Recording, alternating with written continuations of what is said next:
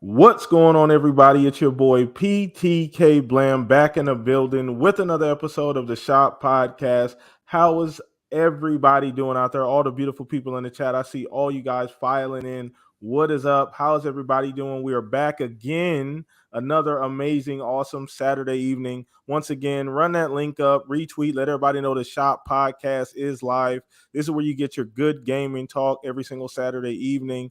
We got an amazing guest on tonight. Been here before, but always awesome to have some amazing guests on. One of my favorite, actually. I'm admitting that on air. And as you guys can see, we are down one amigo. He will be coming in hot. So Pong will be coming in hot at some point, and I'll drop him in here when he gets here. But shout out to chat. Shout out to everybody who's watching live. Shout out to everybody who will be watching later on in the future, man. Appreciate you guys so much.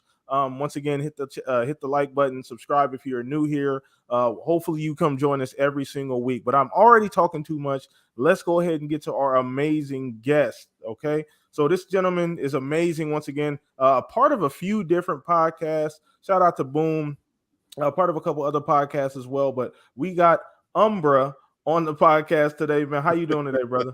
I'm good, brother. Happy to be here with you too. Oh man, awesome, man. But let everybody, how's the week going? What you been playing, man? What's going on with you? Oh man, the week has been super busy. What's up, everybody in the chat? By the way, super busy for me because I have been on, I believe, 6 podcasts now this week. You doing a book tour? Man, it's one of those weeks. Okay, absolutely. Then tomorrow I have the Weapon Wheel podcast, so I'm headed over to our Hoove brothers side. You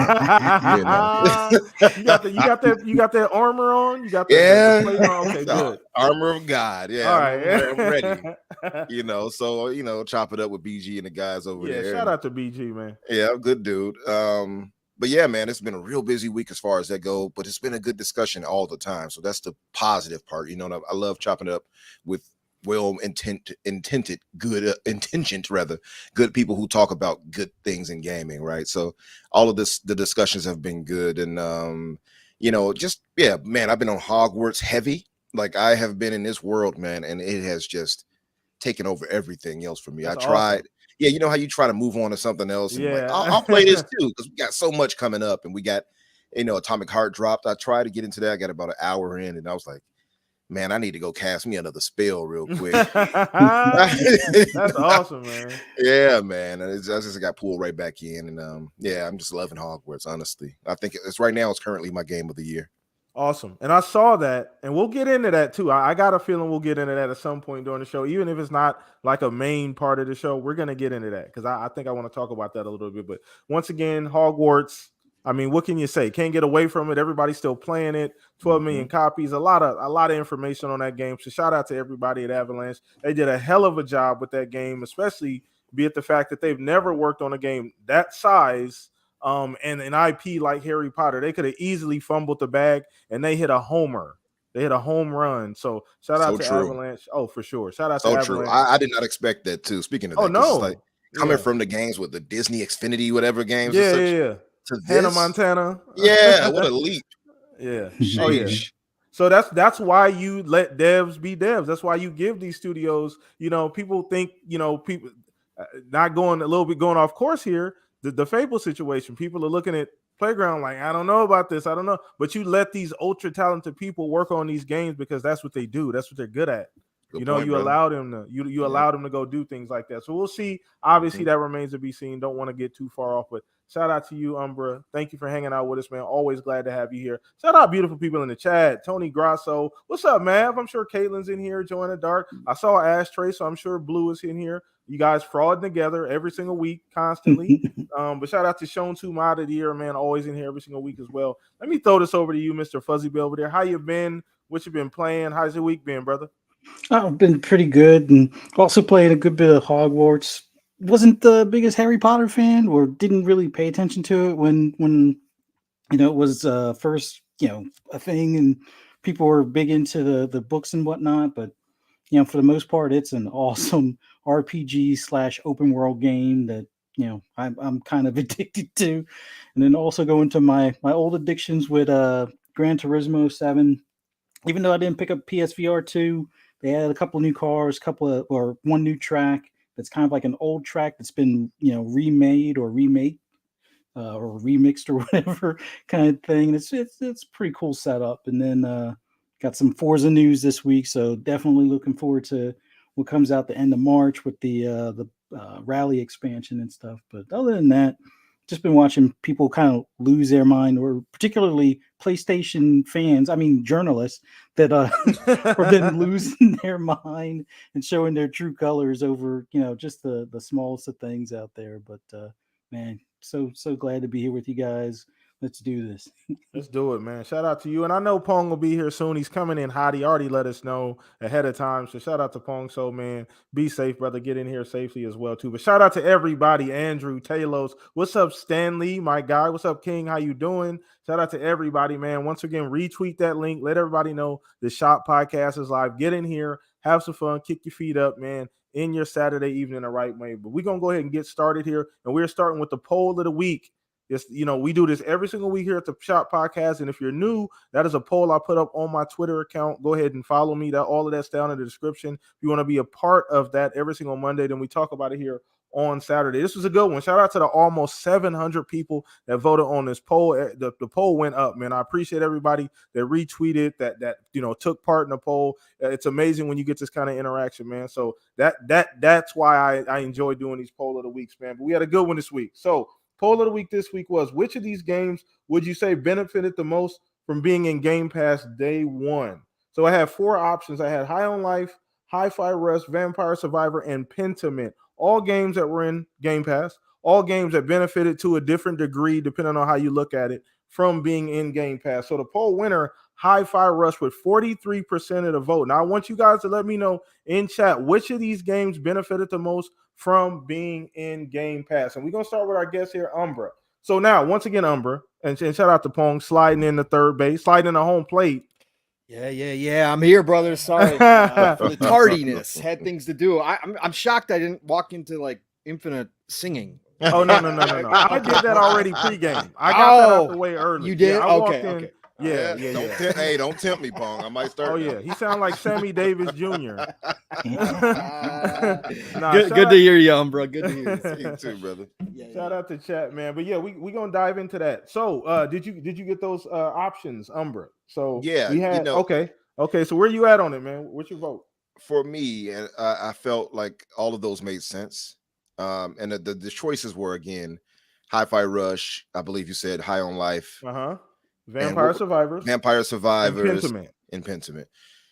It could be argued at all of those, right? It makes sense. Yes. But I would say Vampire Survivors is still so cheap.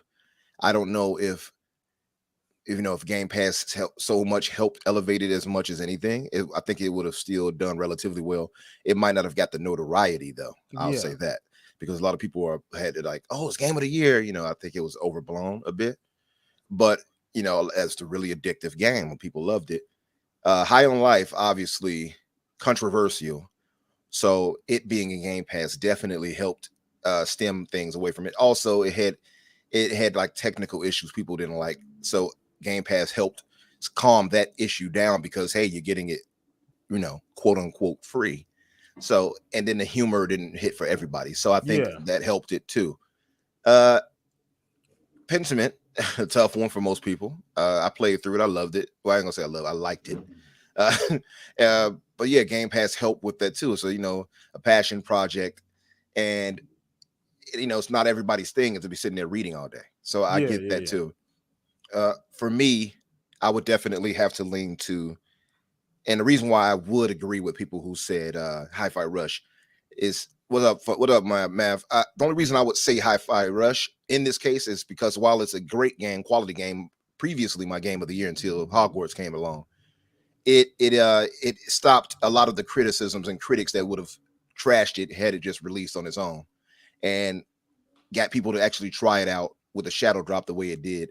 Yeah. So because of it releasing straight into Game Pass, no previous marketing, things of that nature, I think it allowed people to just see it for the quality it was, without anything else to obfuscate it. So for me, that would be the reason why I would just lean toward Hi-Fi Rush. And it just happened to be a really well-made game on top of everything else. So I think it just stopped the criticisms, the biases from critics, and allow gamers to get their hands on it first. So no negative narratives rather could be formed around it. That would be my thing. That's the only reason I would lean toward Hi-Fi Rush. And I always argued that so people say that, oh, you know, why more games don't do this. That only works if the game is actually good. Mm-hmm. Right? Like just that none of that other stuff matters if the game isn't extremely well made. And Hi-Fi Rush is an extremely well made game. So that makes everything work. But shout out to you. I do think Hi-Fi Rush, my choice would have been High on Life because of the noted because of those noted things that you mentioned. As far as, you know, the barriers, the humor didn't always hit. It was a bit borderline for some people. Like you said, there was some technical issues. Obviously, this is an unknown studio who's never made a game. Very first game. We didn't know they could make Rick and Morty, but we didn't know what the game version of that would look like. So I think Game Pass helped that tremendously. I would say High on Life a bit more, but I do understand Hi-Fi Rush as well dropping directly in. It's a unique situation where it didn't get a chance to build up, like you said, any of that negative press before the game came out, get that bad taste in people's mouth before the game came out, before they can get their own first impression. So I do understand that, but I do think High on Life benefited a little bit more just because of all of those other reasons. I think they would have been tougher to pull off, in any other scenario. So we're gonna throw this over to you, Pong, since you just dropped in. We gotta grease the wheels, man. We gotta throw you in the grease right away. So hey, where you at on this, man? Yeah, this was an interesting question because this is another one. It depends on your perspective of what you think is, obviously benefiting. That's a word that you can look at different ways, right? So this was very, very interesting. Listen, okay, so the three of them, High on Life, Hi-Fi Rush, and Vampire Survivor, would have all existed without Game Pass. So that's a good point. My feeling on this one is Pentiment because I'm going to go against the grain on this one because I'm looking at it from a different standpoint. Josh Sawyer came out and said this game would not exist if Game Pass wasn't a part of Xbox, right? That was why he was allowed to take a small team and do a passion project, something close to his heart that he's wanted to do for a very long time. Pentiment would not exist. Nobody would have ever greenlit this game on their own, or another publisher would have looked at this game and known right away that this was the niche of the niche, just from a straight art standpoint and from the type of genre that it is. So I've got to lean Pentiment. I've got to say that. Hi-Fi Rush, while it certainly benefited from being in Game Pass, I think that game was so good that had they dropped it normally, the critics would have scored it high. There's no way the critics, parts of the community would have had time to look at that and dissect it and trash the anime style, all that kind of stuff. That certainly would have happened, but the critics, I think, would have loved Hi-Fi Rush no matter what. And I think it would have scored well. And I think as people streamed it and showed it, it would have gotten that hype train going. And I think it still would have been successful on its own, especially at the price point it was at. So I think Hi-Fi Rush, while it certainly benefited, I think it could have stood alone. Vampire Survivor already existed on PC, already was hyped on PC. Now, I will say, for a indie developer, single guy, Ponicle, who developed Vampire Survivors, I'm sure Game Pass has been an absolute godsend. I didn't hear about it until Game Pass. To be fair, so right. And I knew about it beforehand, right? Yeah. Just because I swim in different circles and I saw it picking up steam on PC, and I watched videos and I watched people play it a little bit, and I was like, wow, why is everybody on this game? But I just kept reading the reviews or people's comments saying how addicting it was. So that obviously dropping into Game Pass, even though it was a $4 game, I think it was $3.99. Yeah, something crazy low. Once it dropped into Xbox, had it come to console anyways without Game Pass, I'm sure it would eventually caught on. But the fact that it dropped into Game Pass at a perfect moment when there was a dead zone there and everybody hopped into it and everybody got addicted to the crack, that definitely made a difference for Ponicle. But that game already existed, like I said, and my close second would be High on Life. High on Life simply because the studio themselves came out and said that the Game Pass money, the Game Pass deal made them made them gave them the ability to already start thinking about their next game.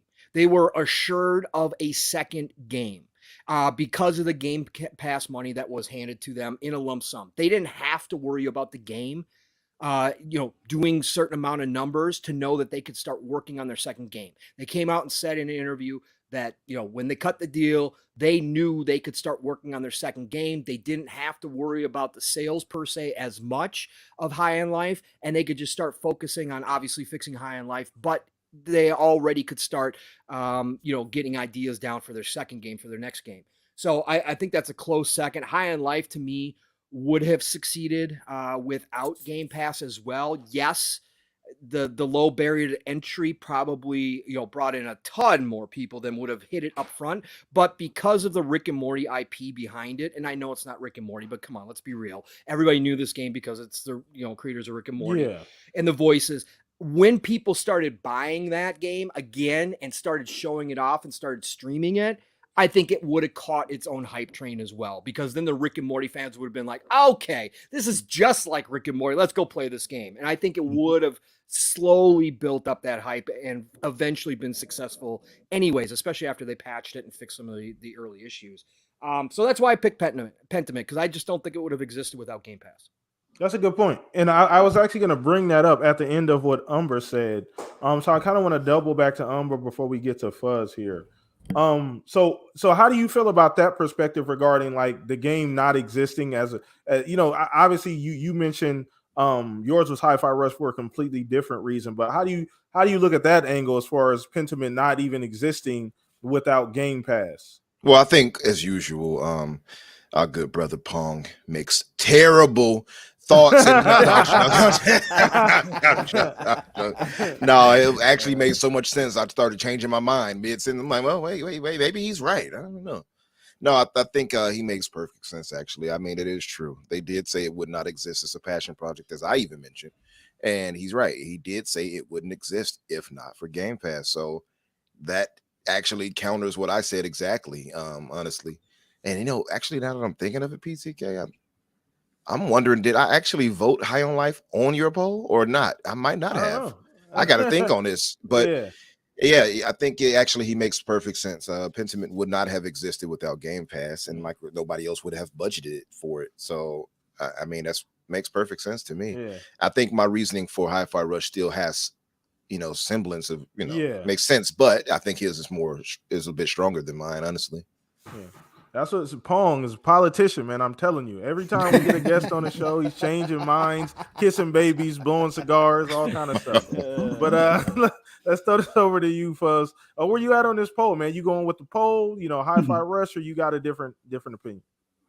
Well, no, Pong made perfectly good sense with Pentiment, but for me, I went with Vampire Survivor, and the reason being is, even though Pentiment wouldn't have existed if it wasn't for Game Pass, I still think the outreach or the amount of people that engaged with that game, it topped out far lower than probably the growth that we saw with Vampire Survivor. Yes, it existed on PC. Yes, it was going to probably be that slow burn where it became almost like an Among Us kind of thing to some extent, but I think that would have taken a lot more time to get to some of the numbers of engagement that he saw.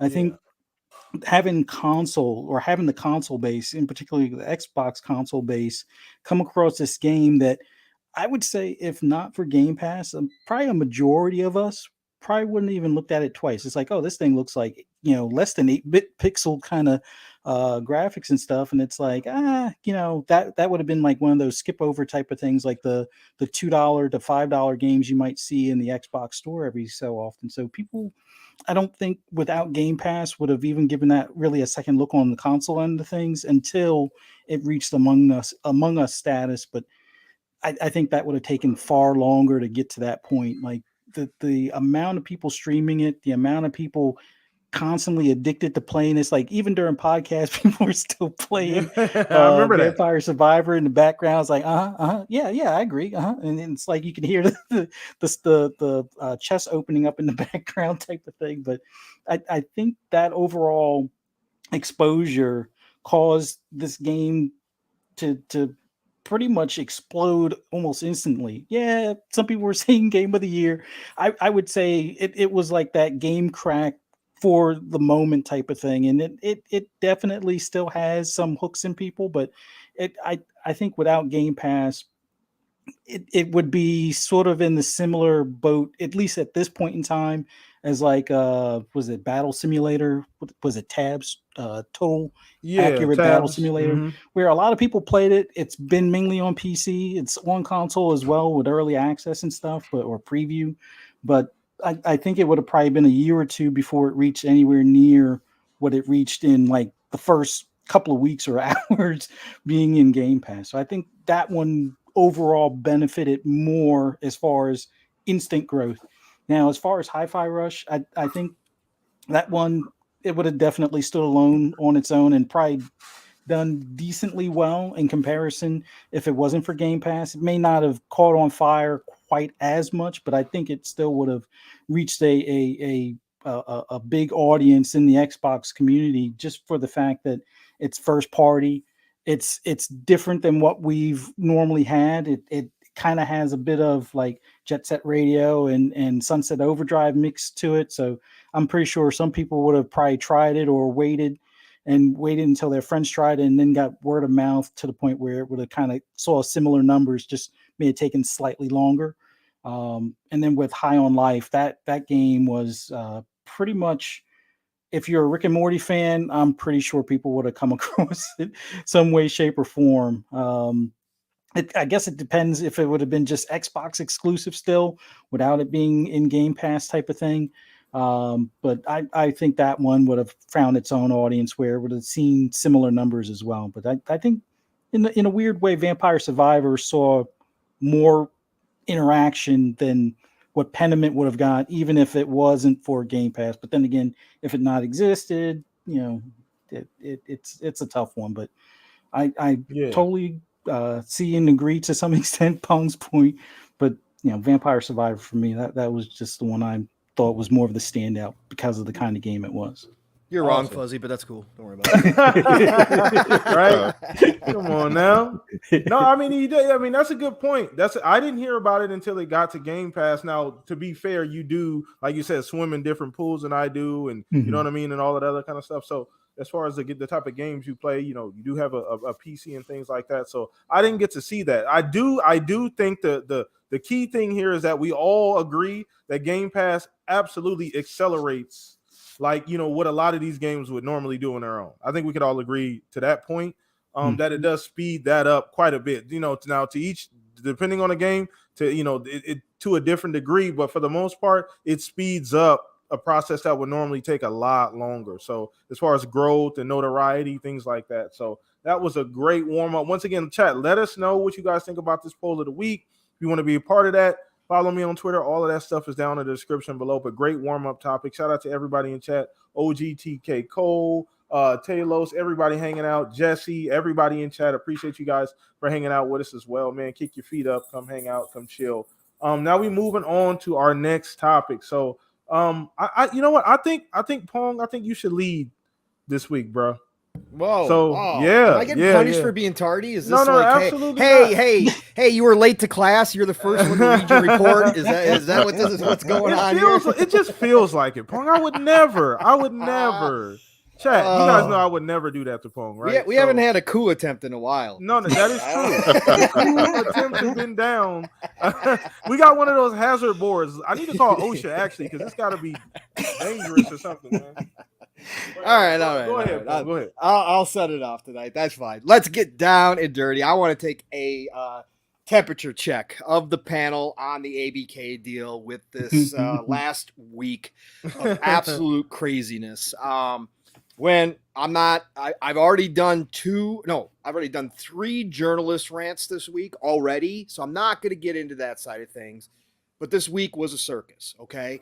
But what I do want to get down and dirty with is the actual Brad Smith presentation and the 2 deals that they announced while they were actually giving their formal talks to the EC along with everybody else this week. So, and I just want to get everybody's temperature check. I want to see how this moved, y'all. So this week, folks, the EC did hold some closed door meetings with all parties involved and including some third parties as well.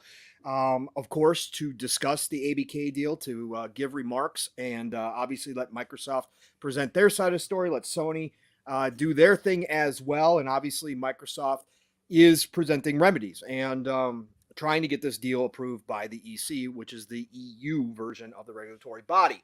So Brad Smith did a whole presser afterwards, which was absolutely incredible from my point of view. Watching Brad Smith control the room is a thing of beauty for somebody who isn't, obviously an attorney by trade. He presents a case very, very well, and he does it in a way that isn't boring as he presents a bunch of facts. So he obviously went through some big time facts about the market share of Xbox versus Sony. And of course, we had journalists out here writing articles like, oh, conveniently leaving out Nintendo and PC. Yeah, that's because the regulatory bodies made it clear, and so did Sony, that didn't count. So guess what? Microsoft is going to use exactly the guidelines they were given. They're not going to go out of their way to present any information that isn't relevant according to the regulatory bodies and Sony. So they straight up compared to Sony. And Sony beats Microsoft's Xbox share globally to the tune of 75% to 25%. It's 96% to 4% in Japan. In the EU itself, it's an 80-20 split. So he presented these beautiful pie charts and ran it down. He talked about the deals they made this week.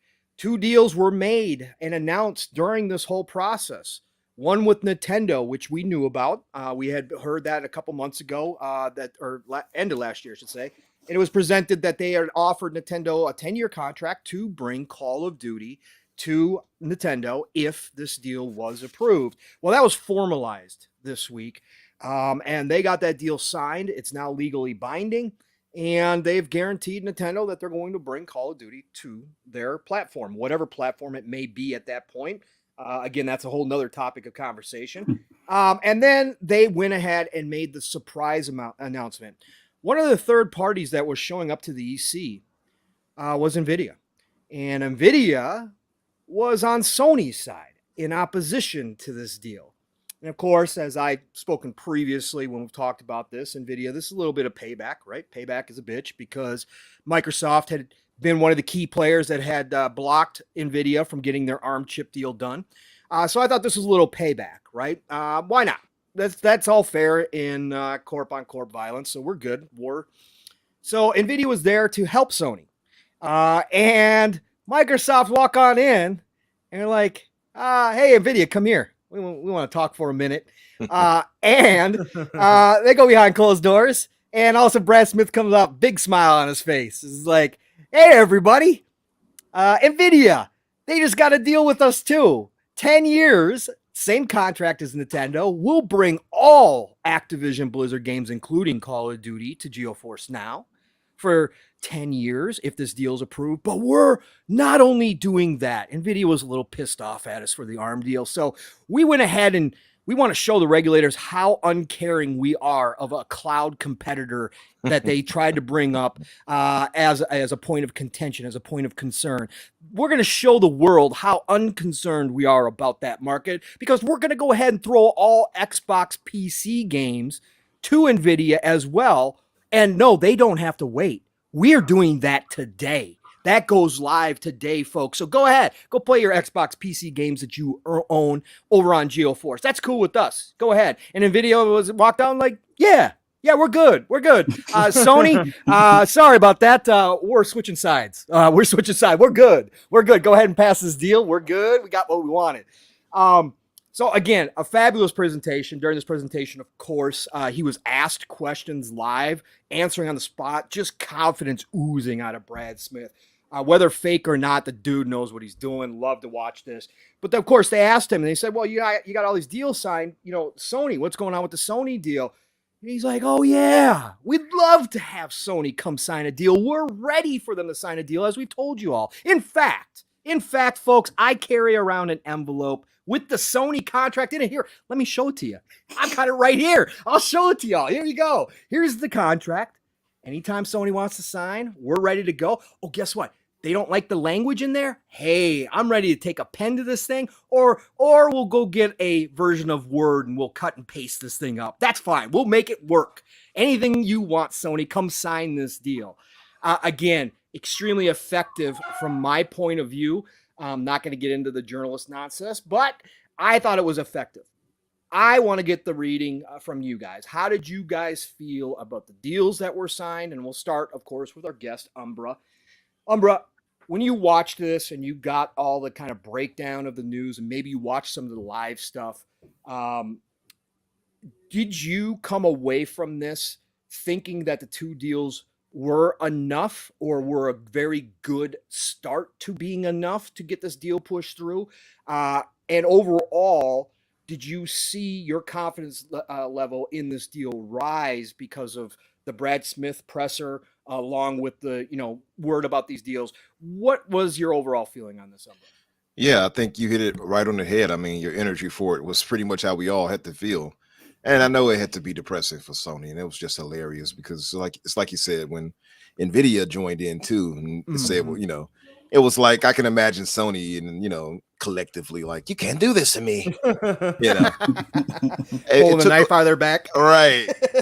It's nothing else really to be said, because with Nvidia joining in with them now with GeForce, that was one of the arguments that the regulators tried to run with, and that argument is now dead in the water. So what else do they have? There is nothing they can argue with.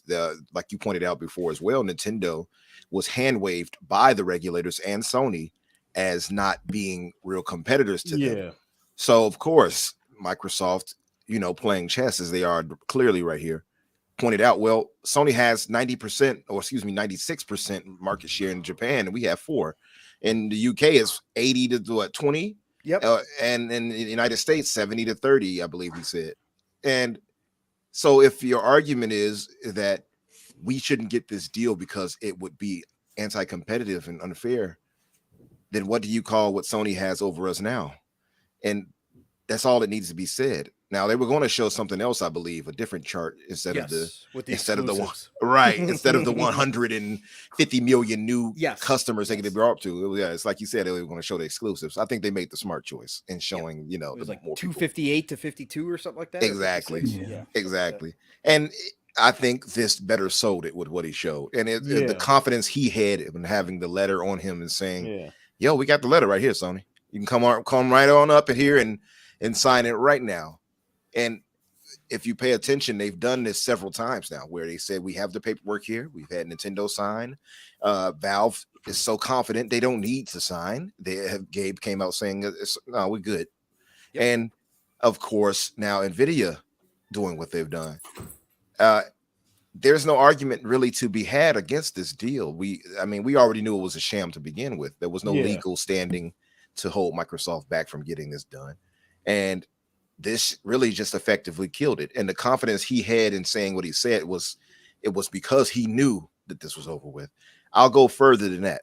On top of you pointing out what they did with Nvidia and all those games being made available and all PC Game Pass games being made available through it, Stream, it's a win-win for all involved. Microsoft wins doubly so because all those games coming to them, coming to or through GeForce rather, you have to buy those games to play it through, stream it through GeForce.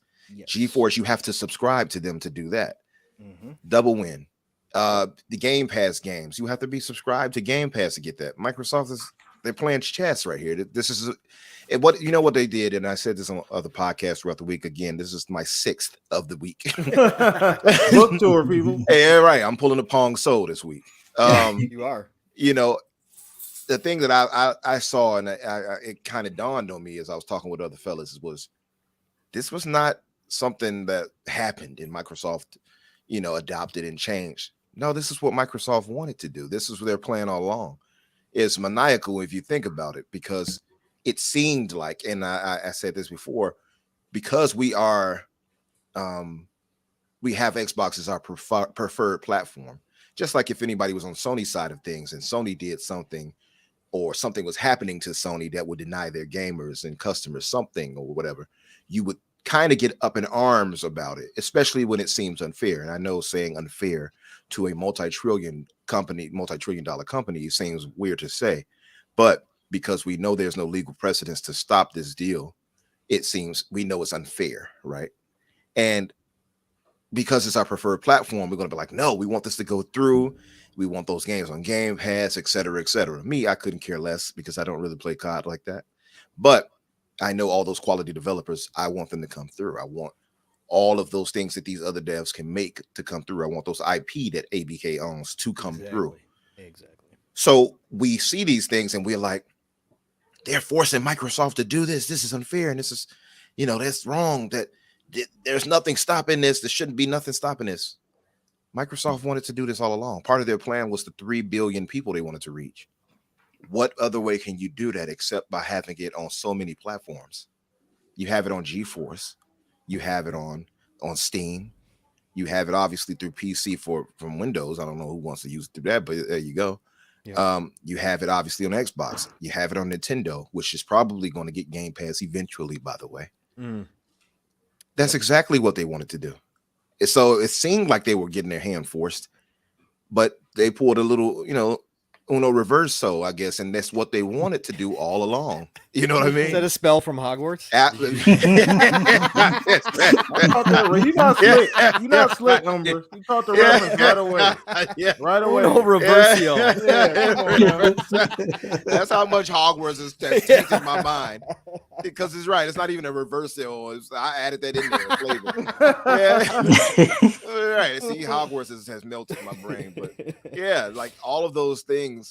This is what Microsoft wanted to do all along. When I kind of dawned on me, I was like, wow, like they really are clearly like it's people behind the scenes that are just way more adept at this type of stuff and intelligent and knowing how to handle this. It's you know crazy, what I mean? Dude. Me, I would have fumbled it. I'm like, oh, well, wait, you can't do this to me. I'd have been defensive. But Microsoft, Microsoft was like, no, okay. Well, we're doing everything we can to get this deal through. And all along, they're probably behind the scenes rubbing their hands like Birdman. Like, force us, quote unquote, to get to these other platforms. Yeah, this is what they wanted to do, right. So, and I think as Xbox gamers too, we've come to accept that the whole thought of exclusivity for many games is not, it's kind of a thing of the past. And can I point something out real quick? I don't mean to cut you off. But there's this whole idea that Xbox is this meek, you know what I mean? Like this meek, child. And there's always this like, there's always this like, you know what I mean? Like this limping around. There's a sense of like PTSD with Xbox fans. This is what I call it. Right. Like they're like the bottom's always going to fall out at any minute. It doesn't matter, what the momentum looks like, doesn't matter what the, projection looks like, everything's going well, that somehow in some way the bottom's going to fall out. This is not the same Xbox. So I think people aren't understanding this is not the same Xbox. They're far smarter. They're far more adept at handling these situations than we're probably even giving them credit for. Like you said, we not even realized we thought they was painted in a corner. They wanted to be in that corner. Yep.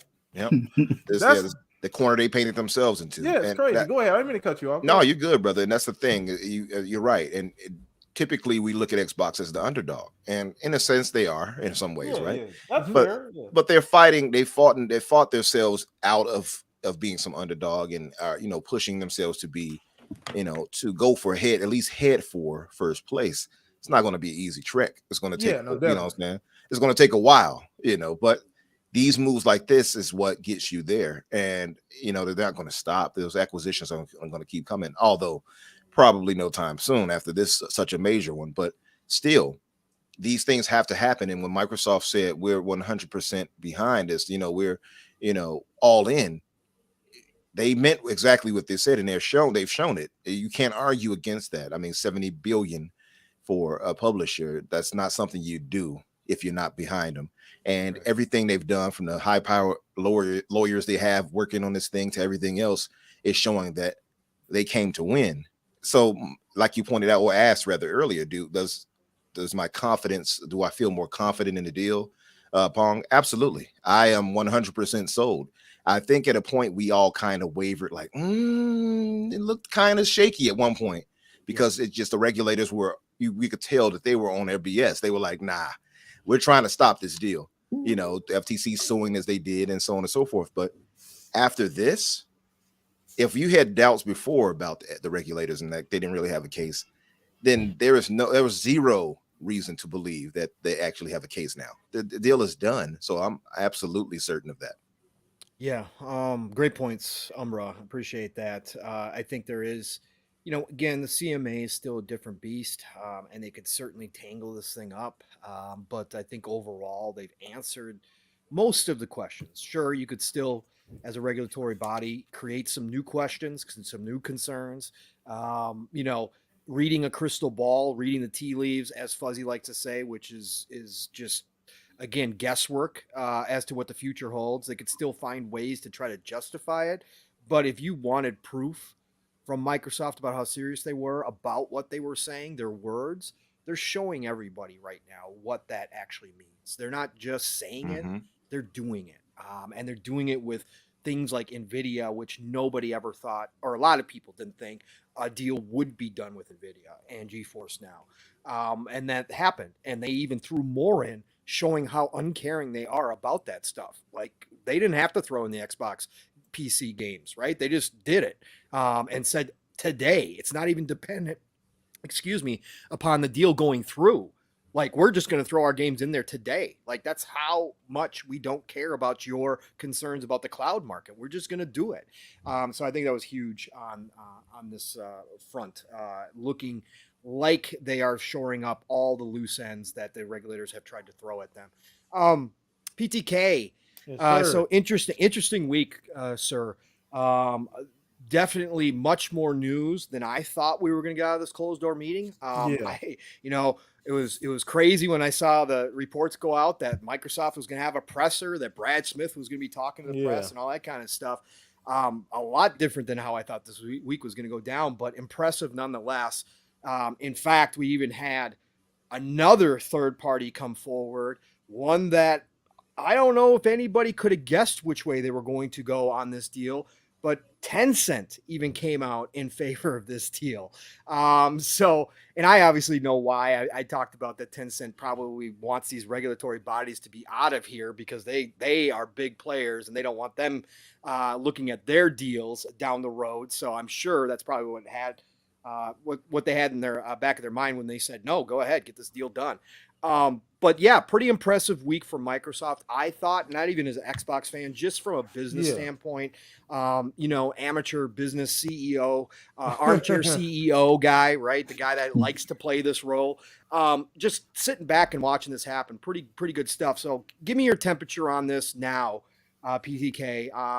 Now that you've seen exactly them doing what they said they were going to do in a lot of different avenues, and actually putting it down in legal binding contracts and saying, we're good here. We're going to make this work and we're going to do what's necessary to get this deal through. Where are you at with this one, PT? So just to quote Umber here, this just reaffirms how much I don't actually know about how this stuff works.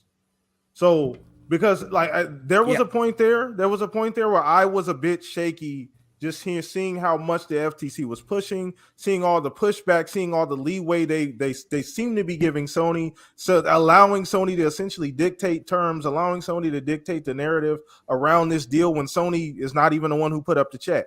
So for a second, I thought, okay, maybe Sony is going to just they have that much influence, that much weight that they're going to throw this entire deal off, and it's going to be something that we look back on and say, wow, they actually were able to do that. So for a short period of time, I was in that position. Now, I definitely no longer feel that way, especially after seeing this. Shout out to, I believe, weren't Jazz and Tom Warren there? Weren't they? Yes, they were. Weren't they at the actual? Yep, I saw some pictures. So shout out to both of them. I did get a chance to hear a couple clips of his presentation. Once again, phenomenal. The man looks like he's been selling cars since the 70s.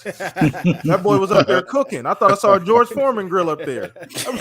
Boy was cooking. Get it now for $19.99. Oh, yeah. He was cooking them spreadsheets. Boy, I saw things coming off hot. But yeah, the confidence, they know what they're doing. They know what they're talking about. They feel really good about where they're at, like you said, and I'm so glad you brought this up, Umber, because I know my butt I would definitely wouldn't have, especially from that perspective, that this is where Xbox wanted to be the entire time. The idea from the beginning is to get this and reach as many people as we possibly can, because that's the only way cloud works. That's the only way Game Pass works. They go hand in hand. We need those to grow exponentially. You know, they can grow slowly. They'll get to a certain point and then they'll kind of level off, but we need that initial boost in growth, and this is the only way that's going to happen. So handing off them contracts, they was passing them things like the Pied Piper. They was giving contracts to anybody. Circle K could have got a contract. I'm sure anybody could have got a contract. For real, like they was giving them contracts away in the lobby. I'm sure of it. So like just building that goodwill, and quiet as kept, this just strengthens Xbox's relationships with those companies as well. Nintendo, Nvidia, this strengthens those relationships. They get a little bit closer because we got real business now.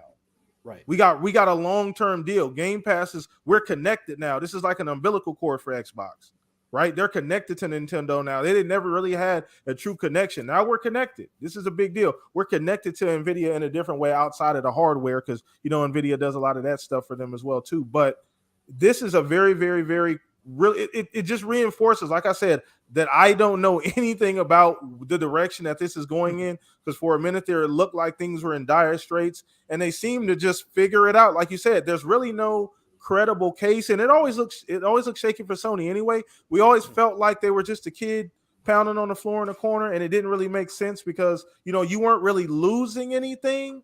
Right. So to speak, ultimately you were going to be able to play the game, but we're still going to be able to day and date over there. Obviously you didn't want the Game Pass thing, but you don't really dictate that ultimately because you didn't cut the check. If you want to make rules, Sony, write me a check for $70 billion. We can swap. Right. Until you can do that, Sony, I'm not listening to what you got to say. So that was my opinion from the beginning. But it is cool to see this chess move because it's so subtle yet effective. It's so subtle yet effective, and it shows. And you made another great point, Umbra. This is Microsoft. This isn't just they brought the finest lawyers. They brought everybody showed up. They got a building for the lawyers. They got people on. They brought the best of the best out to make sure this gets handled the right way. And through this entire process, the verbiage from Xbox has been very cool, calm, and collected. Even when us as gamers have been yelling in the streets, talking about what's going on, you guys need to do something. They've been pretty steadfast. We're confident. We're going to get this done. We don't feel we're not shaken. So they've kept that same tone. So this just reinforces that. Absolutely. Exactly. I would just say that Microsoft has enough money where they probably got some type of some priests, some voodoo priests to summon Johnny Cochran back from the dead. You never know, man. Yeah, they got it. I'm sure they got tons of high-powered lawyers who have won tons of cases just like this. And I think we all kind of see it, as far as how this goes. Like we doubted it, but I don't think they doubted it once. No, they haven't. They've been confident from the beginning. And again, it's move by move. They knew this was going to be complex from the beginning. A lot of us were hoping that it wasn't going to be this complex, but they were right at the end of the day. They kind of figured what they were going to be up against. I don't know if they thought that Sony would go to the lengths that they've gone per se, but they knew the regulatory bodies themselves were going to be tricky. And so I think a lot of this stuff was they were prepared ahead of time, and that's why high-priced attorneys get paid high-priced, right? This deal by the end of this, even if it goes through, is probably going to be $71 billion just in legal fees, right? It's going to be an extra billion legal You're probably fees. Right? Right? So, You're probably right. So as crazy it is, this is why they get paid that money. And Microsoft even went outside of their own corporate law firm to get other high-profile attorneys who have dealt with these regulatory bodies on a regular basis to even handle some of the other stuff as well. So they got a lot of moving parts. We've seen them cut deals outside of this. In the UK, they cut a new deal for Windows software for the UK stock exchange, right? They've been doing deals that you say, well, that's not connected. But we all know in business, everything's connected, especially with a company like Microsoft, right? So they've been greasing wheels as much as Sony has been behind the scenes. And it's going to be interesting to see how this plays out. Fuzzy, get your thoughts here, sir. What they effectively did this week was put Sony on an island, right? Mhm. It's Sony and Google. But Google's like calling the mafia boss up to the witness stand to talk about your character, right? Google's not the partner you want to have with you when you're going before the regulatory bodies. Their words don't carry much weight, okay? So they've effectively kind of isolated Sony at this point. Like Sony Yeah. had gathered a couple of troops, and had made some, obviously strong cases to the regulatory bodies by using, we could say questionable data and questionable tactics, right? But now they've been isolated. Now it's like, at what point do the regulatory bodies start looking at Sony and be like, hey, your close buddies Nvidia just cut a deal. Yeah. Why aren't you cutting a deal? Like, the deal's on the table. Mhm. Microsoft isn't trying to screw you. They're giving you the exact same deal, and they're probably even willing to add a little bit more on top for you because you're the loudest of this bunch. Why aren't you doing this?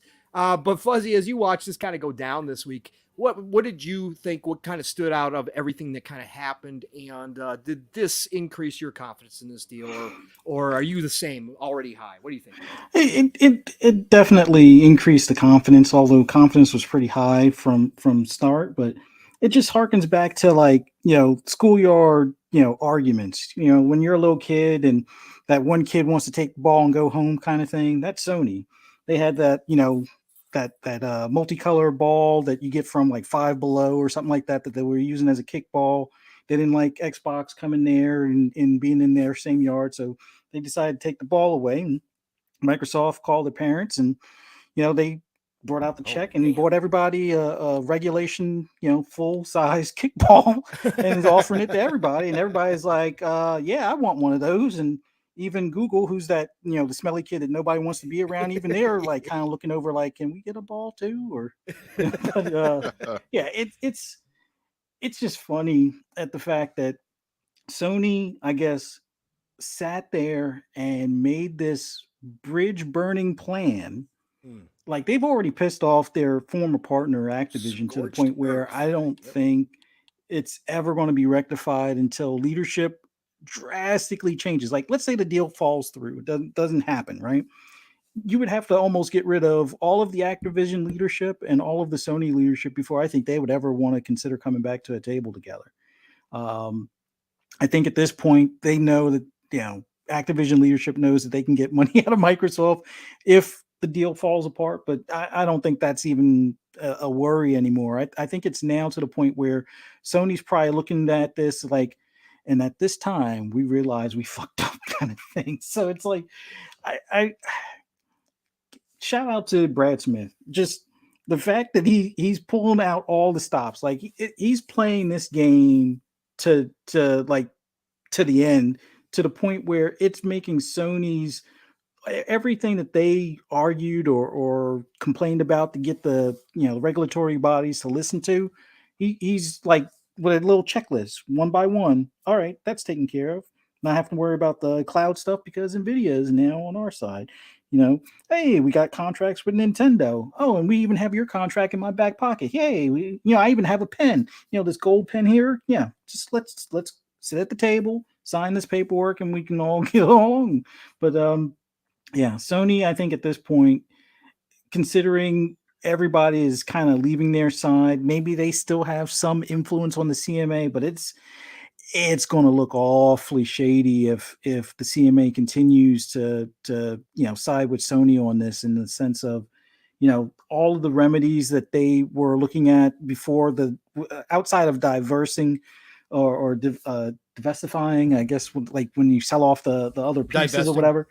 Yeah. I think outside of that, I think Microsoft has answered pretty much all of their concerns that they originally brought up.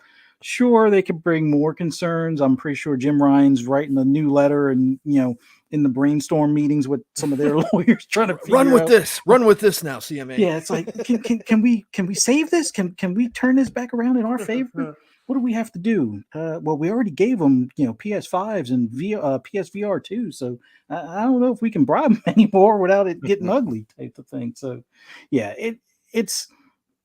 I think it's at the point now where Sony realizes they not really bit off more than they can chew, but I guess they thought all those years of being on top would afford them more, I guess, influence, let's just say, outside of like their own walls, like with Nvidia and other companies. So I think it's now to the point where it's Sony's going to have to look at all of the dirty backdoor room deals that they've done, where they kind of strong arm developers into, hey, turn that 1 year exclusivity into 2, or we're adding this byline to make sure it's not on a competing subscription service and all that stuff.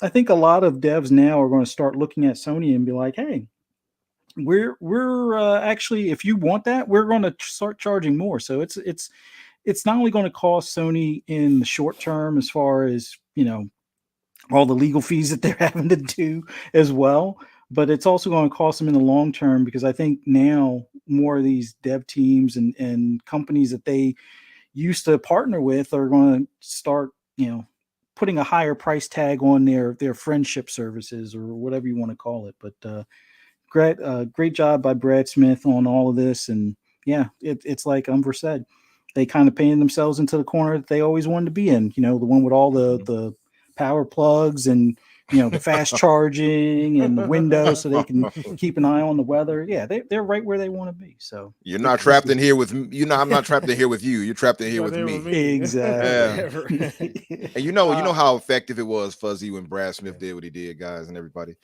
You saw the reaction from the media. The media was mad at it. How dare he have these papers? No decorum, no professionalism. Bro, Chris Dring Chris Dring went to bring up the ghost of Trump, for God's sake. You're right. What in the world things, man? Come really? on, man. Really? It was Trumpian. I'm like, shut my up. God.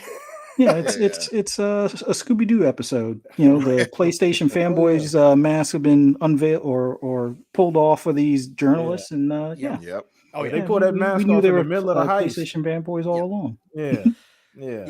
I think Microsoft has done a fantastic job just removing the pieces off the board that Sony had, right, one by one.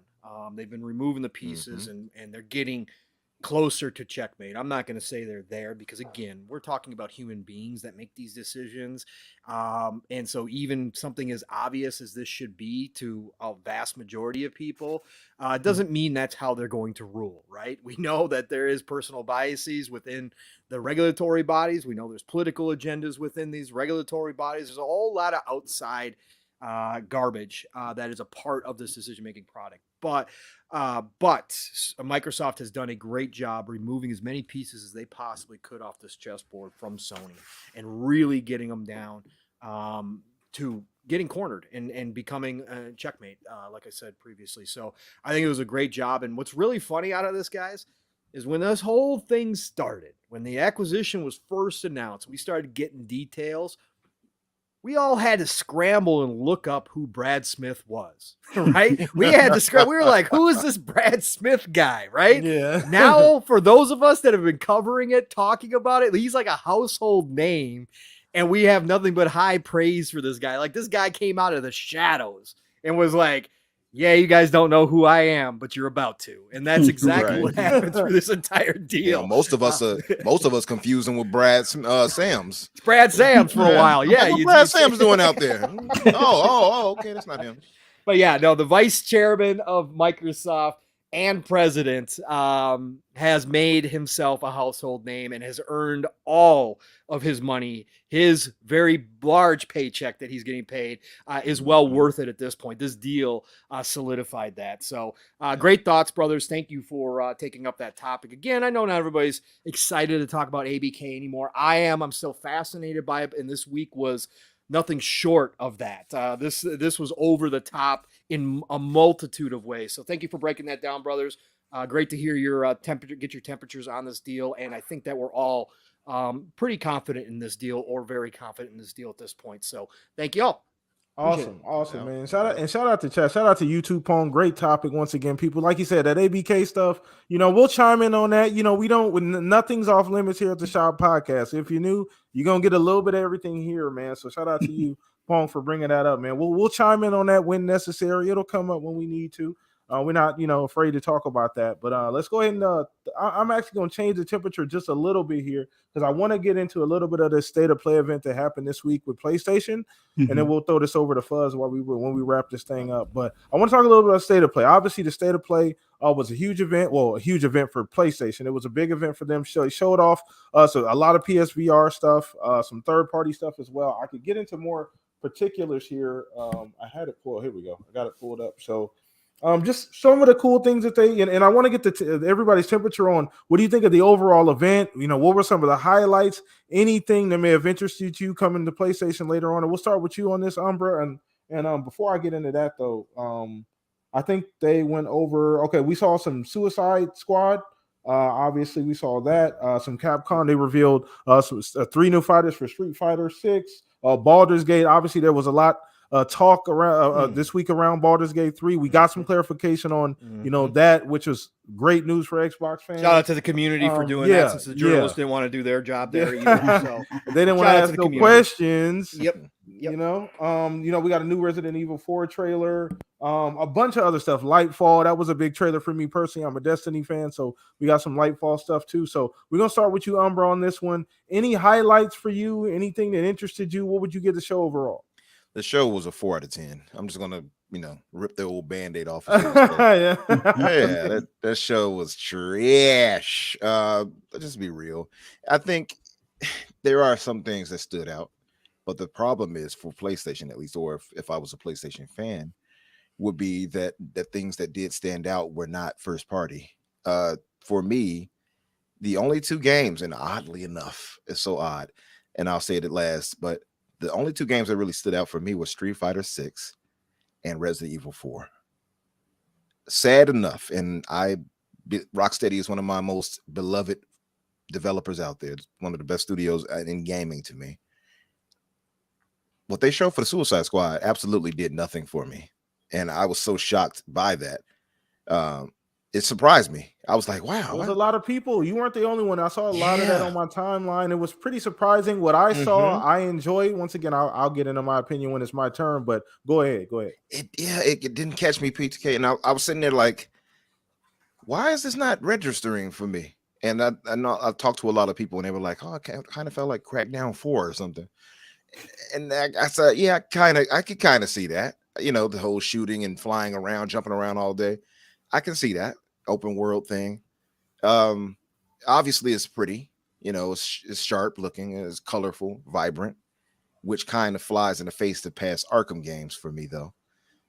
Overall, at least there are some moments in Arkham games that have like neon lights or whatever, but typically it's a more darker setting, though to be fair, it's Batman, right? But my thing is, I saw that and I was like, what? You all been working on this since what, 2015? Something of that nature, right? 2000 and something. Yeah, it's almost 8 years. Almost 8 years. There's rumors in there that they were working on like a Superman game, and then got told that they. That's what I've. Yeah, that was the rumor. You're right. So there's a bunch of that in there too, as well. But yes, it's been 8 years since they started working on a game for sure. 8 years, and you all give us the Suicide Squad versus the Justice League. Wouldn't it have made more sense to give us the Justice League? I think it would have made more sense. But my thing is, even if you're going to use the Suicide Squad, you're literally all running around shooting people. It feels samey all over, no matter which character you would get. Well, you can swing around like Spider-Man with Harley. Okay. And I'm not saying the game won't be fun. I think it could end up being fun, right? Rocksteady are quality developers. I'm sure they're going to turn in a great product at the end of the day. I'm just saying the game absolutely did not hype me up from what I saw. And it left me feeling really dry. I was like, nah, that's not what I wanted. That's not at all what I thought to expect it. And I'm not writing it off. I'm just saying that it didn't do anything for me at this show. Street Fighter 6 looked really good. I loved how Cammy looked. The only issue I have with Street Fighter 6, and I don't know if anybody else picked this up, but it seems a little slow compared to a lot of fighters you see nowadays. You can see more of when the punches are going to do whatever and the kicks are going to do whatever. It's not as fast twitch like, you know, if you play like a Tekken or something like that. Umber, do you think it's that slowdown they do before like heavy special. hit, like our special? Like I Yeah. saw a lot of that. Like it kind of just goes in that slow motion to highlight that hit, right? It or could the be. start of that special. It That's could what be. I was seeing. So maybe that's it. Maybe that's what You might be right. I mean, ultimately, I wouldn't know until I get my guess. Because sometimes with games, you have to get your own feel on it, right? You know what I mean? It's Splendiferous. See what he wrote. But my thing is yeah, like I feel like it's one of those things. And same thing with Suicide Squad. It's probably one of those things you have to actually get in your hands and play to see how you feel about it. Because but for Street Fighter 6, I feel like, and Capcom is notorious for this, if you all haven't noticed in the past, they'll give you the standard edition Street Fighter, then up comes along Super Street Fighter or X or Remix or something. You know what I mean? So they're probably going to give us a faster version later on through some update or, you know, or version you can buy or something like that. So I wouldn't put it past them as if this standard edition is probably this way to be tuned later. But Street Fighter 6 looks really good. Everything I've seen from it is getting me hyped for it more and more. And it's been a long time since I've played Street Fighter like this. I'm talking about since Street Fighter 4. So you know, once they skipped out on Xbox the way they did with Sony backing them, I was like, nope, not supporting you. So this will be a return to form for me. Resident Evil 4. I had an odd feeling with Resident Evil 4. It didn't look to me as great as the Resident Evil 2 remake and 3 remake, but I think it's because of the nature of how it's made and how it's more action-y compared to the two. That it looks a little. LASIK. You need to get some LASIK, Umber. Well, yeah. Hey, you might be right. No, Paul can't let that slide. There was no way he was letting that one go. I have no idea where that came from. Wow. Okay. It looks good though. Don't get me wrong. I'm not saying it's bad looking. I'm just saying to me it didn't look as sharp to I guess compared. And it's probably because of the nature of the games. Like I think part 2 and 3 remakes are still kind of grounded visually, whereas part 4 you have giants and what do they call them, gigants, and all of them running around, and you know what I mean. So it looks more unnatural, I suppose, but it still looks good. I think the changes they made to it and everything like that, the game is going to be spectacular. I can't wait for the guy to ask me, "What are you boying?" You know, I can't wait. And as far as that's about where my excitement stops. There was that one game, I forgot the name of it, guys, but it looked Humanity. Not Humanity. It was that one where they were sailing out to sea, like it looked kind of like Wind Waker. Oh, Tachia? Chia? Yeah. With the little girl? Yeah. Yeah, I think so. We've seen that a lot. Chia. Yeah, we've seen that one a lot. Yeah. That one looked kind of interesting on the way the waves and all that. Like, you know, I like stuff like that. But other than that, nothing else really did it for me. And then I'm going to say this last thing and I'll stop. Or land my plane, I suppose, is the VR. VR does nothing for me. Yeah. So they show 5 games and not one of them hit for me. And it's like, I don't want to have a $600+ device strapped on my head, trying to climb up some ladder or something like that. You know what I mean? And like, I don't know. And, you know, respect to all who do like them, you know, whatever. It's no shade to you, but I am not paying all of that just to do such menial, regular, basic level things for me. And this is not anything to Sony or anything. Oh, you wait until the Star Trek show up. That's what I need. Show up. Oh, okay, got it. Okay, I need some Ready Player One type stuff. I need to be chipped up and put into that world, Blam. You feel me? Yep, I agree. That's where I'm at when it comes to VR. This does nothing for me. I need some next level type stuff, and so VR just won't ever appeal to me. So those games all landed flat, and most other games they showed outside of the 3 I named did nothing really for me. It was just really Street Fighter 6 and Resident Evil 4 that had me like, I can't wait to play those. That's it. No, I didn't watch it live, but I did go back, read some things, watch a few, trailers, things like that. And I'm not even going to give it a score, but it didn't really do much for me either. Now, I'm notably not in the VR. It's well documented. Please go back and check the archives. I'm not in the VR. Like I said, I'm not really in that space. The tech is cool, and I love the enthusiasts. Shout out to all the enthusiasts who love it and swear by VR. I am not one of them. I feel the same way about VR as Umber does. That's not really something I want to do. The tech for all it can do like you said, it just feels like you end up doing just remedial stuff in game. I'm Yep. climbing, I'm moving, I'm shooting, I'm pushing, I'm pulling. Like, you know what I mean? Like, it doesn't. So just for me, that's not the space that I'm in. So I didn't really even pay attention. That wasn't a draw to the state of play. That was already a part of it that I wasn't going to pay attention to anyway. As far as the games, Street Fighter 6 for sure. For me personally, like you said, I'm not big. I felt the same way about Street Fighter when they decided to go, full PlayStation. In Street Fighter 5, I believe it was. Mhm. And just completely skip out on Xbox altogether. It was a bit weird. I didn't appreciate that as just a fan of the series, but you got to do what you got to do. Mhm. Get the bag, Capcom, whatever. I'm sure it was a fat check, but obviously they've returned back to where it needs to be, and that's on every console. So the game seems to be in the right direction. Every time I see it, it looks a little better. I did catch what you were talking about regarding the. I don't know if it's like it almost damn near feels like a QTE, like it's just trigger, like depending on like the way you use the character, maybe a heavier hit, maybe a special combo or something. There is almost like this cinematic slowdown, right? To draw you into like the actual punch or kick, and Yeah. whatever you may be doing. So that might be the case. Once again, this might be something that you just need to get in your hands. That tends to be the case with fighters. They don't usually show that great. They visually look very well, but the gameplay, you got to get it in hand and really feel it. So that might just be the situation with Street Fighter 6 as well. But that was easily highlight for me. I'm not the biggest Resident Evil fan. I'm sorry. I'm probably the only person on this panel that doesn't play a whole lot of Resident Evil. It never really clicked with me. Just ever, No, even you're not the even only the old one. ones. Oh, okay. You know me in horror. Yeah, well, yeah, that's true. That's right. That's I true. played the old ones, right? The Yeah. old ones, but Yeah. then no more. So I mean, there was very little here for me personally that I got excited about. I mean, I'm like I said, all the people that enjoy VR, I know they got the Horizon, they got a few other games, so they're happy with those things. But I'm just it didn't really do much for me personally. So I'll throw this over to you, Fuzz. I know you're a little bit more in tune with the VR. You're more of an enthusiast. Where you at? How'd you see the show?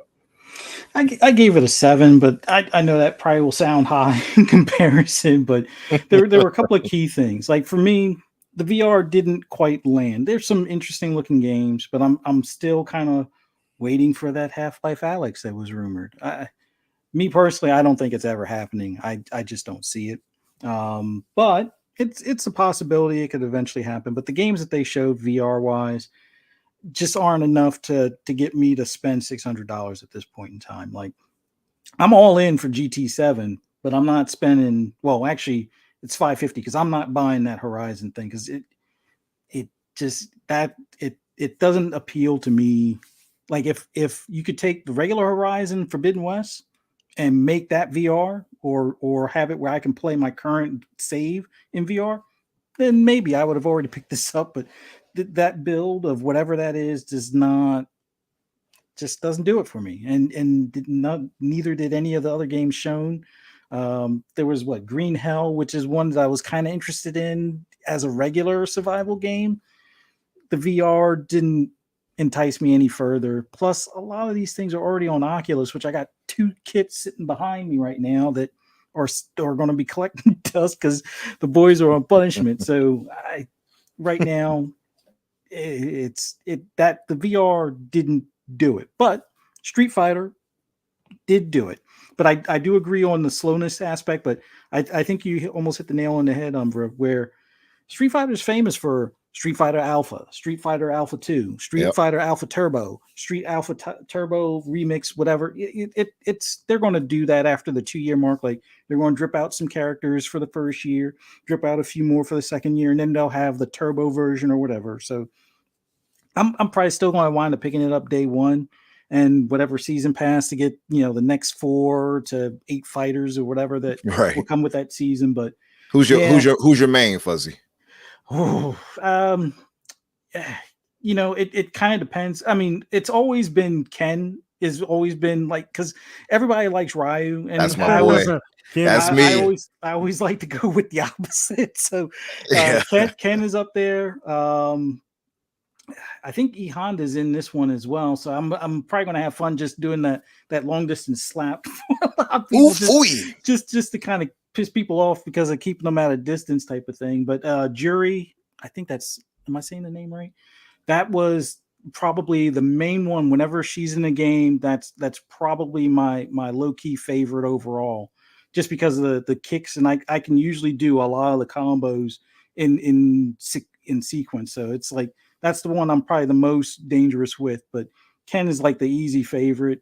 Ryu, it's like, you know, go ahead, pick Ryu, and I'll probably wind up beating you with Ken. But You're giving me flashbacks, bro, because Man, I used to play Street Fighter 2, me and my uncle. Be it Turbo, be it Suit, whatever it was, whichever version. I had Ryu, he had Ken, and we would go at it for hours. I'm talking 8, 9 hours just fighting against each other with those two characters. Yeah. No, but that I would say, other than Humanity, Street Fighter 6 was the highlight of the show for me. Humanity is one of those weird games where I've been waiting since they showed Ghost of Tsushima. Like, that's how long ago I think they originally showed Humanity. Now it's slightly different now. I think they have like a dog that kind of leads you around or whatever. But before it was just like, oh, it's almost like Lemmings, but with people type of thing. So kind of looking forward to that game, but that's why it's at a 7, because there were some things in there that, you know, I could see myself playing or looking forward to, but it just wasn't quite where I wanted it to be. Now on Suicide Squad, I'm kind of torn, because to me, the trailers that they showed 2 months ago look better than what they showed, even after going back and watching it in better resolution and stuff. It's still, the one from 2 months ago looks better. And it's almost like they went from a day to night version, with the night version being the newer trailer that they showed. But there were certain details that I guess it's like on the cutting room floor where, you know, there's no more bricks breaking off when the shark guy climbs up the building. You don't see the puddles on the rooftop. And I mean, the neon colors aren't that bad of a deal for me, because, you know, it works with the whole motif of the game. yeah, But the aesthetic. the just like the coin drop stuff, I don't know. That I hope there's a way to turn that off. But right now, that game went from being, yeah, I'm probably going to wind up picking it day one, to I might just wait until it's on sale at this point. It looks like, and it's weird. Some games, the more they show them, the more you get hyped for them. This one, it's like they should have just stopped from the last time they showed it until it's ready to be released. Because like now, I went from to on the fence. So It don't also know. kind of established a lot of those fears people have with games as service games, because it's like, I can see money grabs left and right with this. But I'm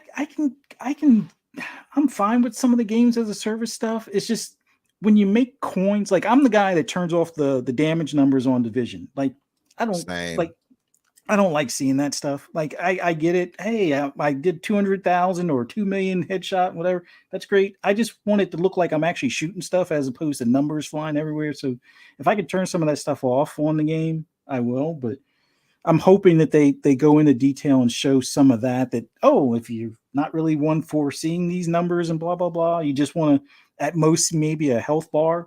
Yeah, you could do that or, you know, adjust it accordingly. But it just, the video from this past State of the Play just did not, it to me, it didn't live up to the standard of the previous one. It's like it almost took a step back, or maybe it's some of the quote unquote downgrades that we come to expect with a lot of these games, especially one, I can't remember if this one's cross-gen as well or not. I think it's cross-gen, right? This one's going to be on like Xbox One and PS4 as well, or is this For Suicide Squad? for Suicide Squad? I that's think you might be current right. gen only. Is Let it me current look gen to only? make sure. Yeah, you better look. I think it's current gen only, but I could be completely wrong. Yeah, but that 7, I figure, is fair.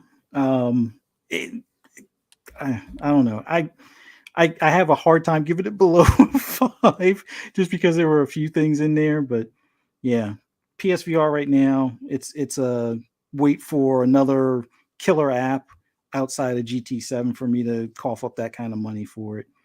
Because, you know, Sega kind of burned me with the whole 32X and Sega CD, and I'm not ever buying expensive piece of hardware for one game. Not doing that ever again. But that's just me. And I want to throw another one in there too. The Lightfall trailer for me, Destiny 2. Obviously, I'm a big Destiny fan, so that did it for me as well. So maybe I'll bump it up 5 or 6, something like that. because that was a big deal for me. Obviously, that's Yeah. coming at the end of the month. Huge deal for Destiny fans. So looks better and better with everything going on with the story. We're finally starting to see Traveler, Witness, all that good stuff. I know I'm a Destiny nerd, can't help it. But let's throw this over to Pong, get his opinion on, I mean, you can grade this show, Pong. You don't necessarily have to. You know how we do it, man. Just kind of Yeah. what you see that you like. You look at everything. So I know Yeah. you always gonna give your opinion on, Of everything. course.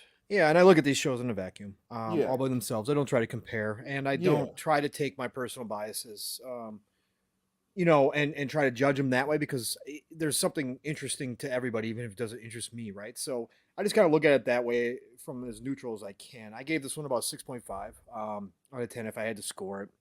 I think I've settled in there because there were some things I definitely did like. Again, VR for me it will never do anything for me until we can jack in like the Matrix, right? That's when I'll get excited for VR, or when we get holodecks like Star Trek, then that's when I'll be excited.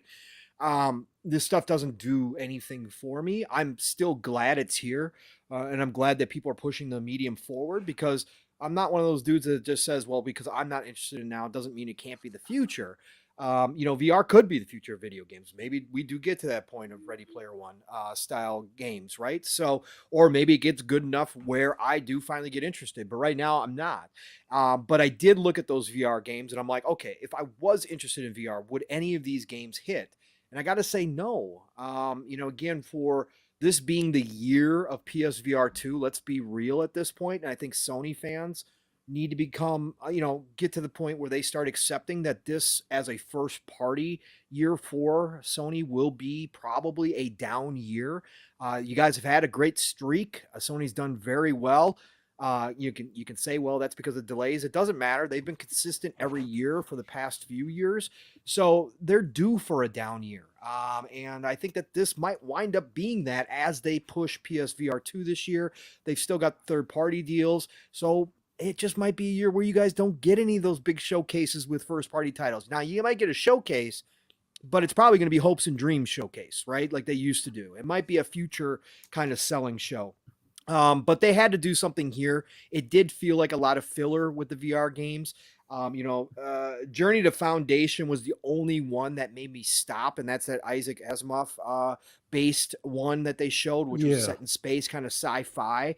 And I went back and I rewatched the show a couple times now, and the more I watched it, though, the more I still see the limitations of the technology. The more I go, yeah, but like I'm seeing like 360 animations in here. Like this doesn't, when you get used to it. But having that moment where you're looking out into space through VR or whatever the case may be, that stuff does like, okay, I could probably see myself getting goosebumps as I was doing that. But as far as the rest of the game goes, it really didn't do much for me.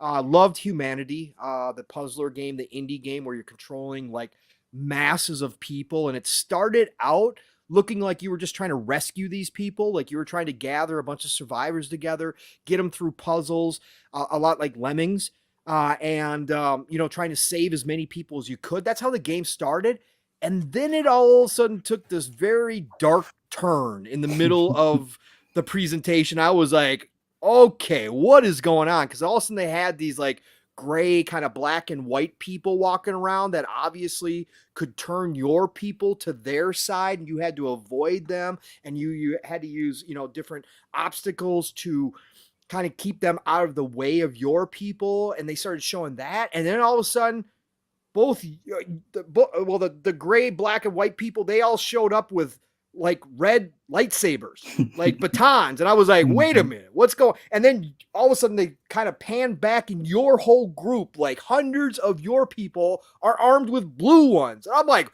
wait, we're having Jedi battles now? Is this really going down? I'm like, okay, we got Sith versus Jedi. All right. And then sure enough, it was this mass battle. I was like, what is happening here? What is this game? So I'm definitely highly interested in that. I don't know if that is a PlayStation exclusive. I know it is coming to VR as well as regular. Just a regular launch too. I hope that shows up on Xbox, because that's one of those indie puzzle games that I definitely would give a try. So that got me hyped. Street Fighter 6. looking good, and shout out to Umbra for also recognizing my girl Cammy and how good she was looking there. Oh, They did a yeah. nice job with her. Oh, yeah. Nice job with her. Deviant. For sure. You For deviant. sure. So I loved what I saw. I keep loving what I'm seeing out of Street Fighter 6. Again, I'm not a competitive fighter guy. I don't learn the moves. I'm not that dude that sits down and does that. I'm a button masher through and through on fighters. I love all fighters because they all bring a different style. I'm excited for this year because Xbox is getting like 5 fighters this year. Of course, the big 3 are now coming. Now that we get confirmation Mortal Kombat 12 is coming out, which was a leak by themselves. That's great. Shout out to Ed Boon and the team for probably be disappointed. But we're getting the big 3, but Xbox is also getting Guilty Gear Strive and Blaze Blue this year as well into Game Pass coming up this spring and summer. So I'm excited for fighters, and Street Fighter 6 looks really, really good. I was never a huge Street Fighter guy, but I did dabble in it from time to time. But this one I'm definitely interested in picking up. Resident Evil 4 looked phenomenal. And like I was giving Umbra a little hard time there, to me, it looks leaps and bounds better than even 2 and 3. What they've done with 4, they definitely took 4 to that village level. They put the time and effort into 4, knowing that 4 is widely acclaimed as the greatest Resident Evil of all time, right? I'm still a Code Veronica person, as much as that weird as that is. That's me. But I love Resident Evil 4, and I think that they have put a lot into this game. Everything I'm seeing is like current gen quality. Like, I was blown away by what I was seeing on the screen. I'm not day one on Resident Evil 4. Too much to play, and again, it's still horror. And now that they're beefing it up, it tickles me in ways I don't like because I'm like, it might be too intense for me now. But I will definitely be trying it out at some point when it goes on sale for sure down the road. But that looked phenomenal. Again, I can't take anything away from that at all. Suicide Squad. I'm in the vocal minority, PTK, with you. I love what I see, and Fuzzy.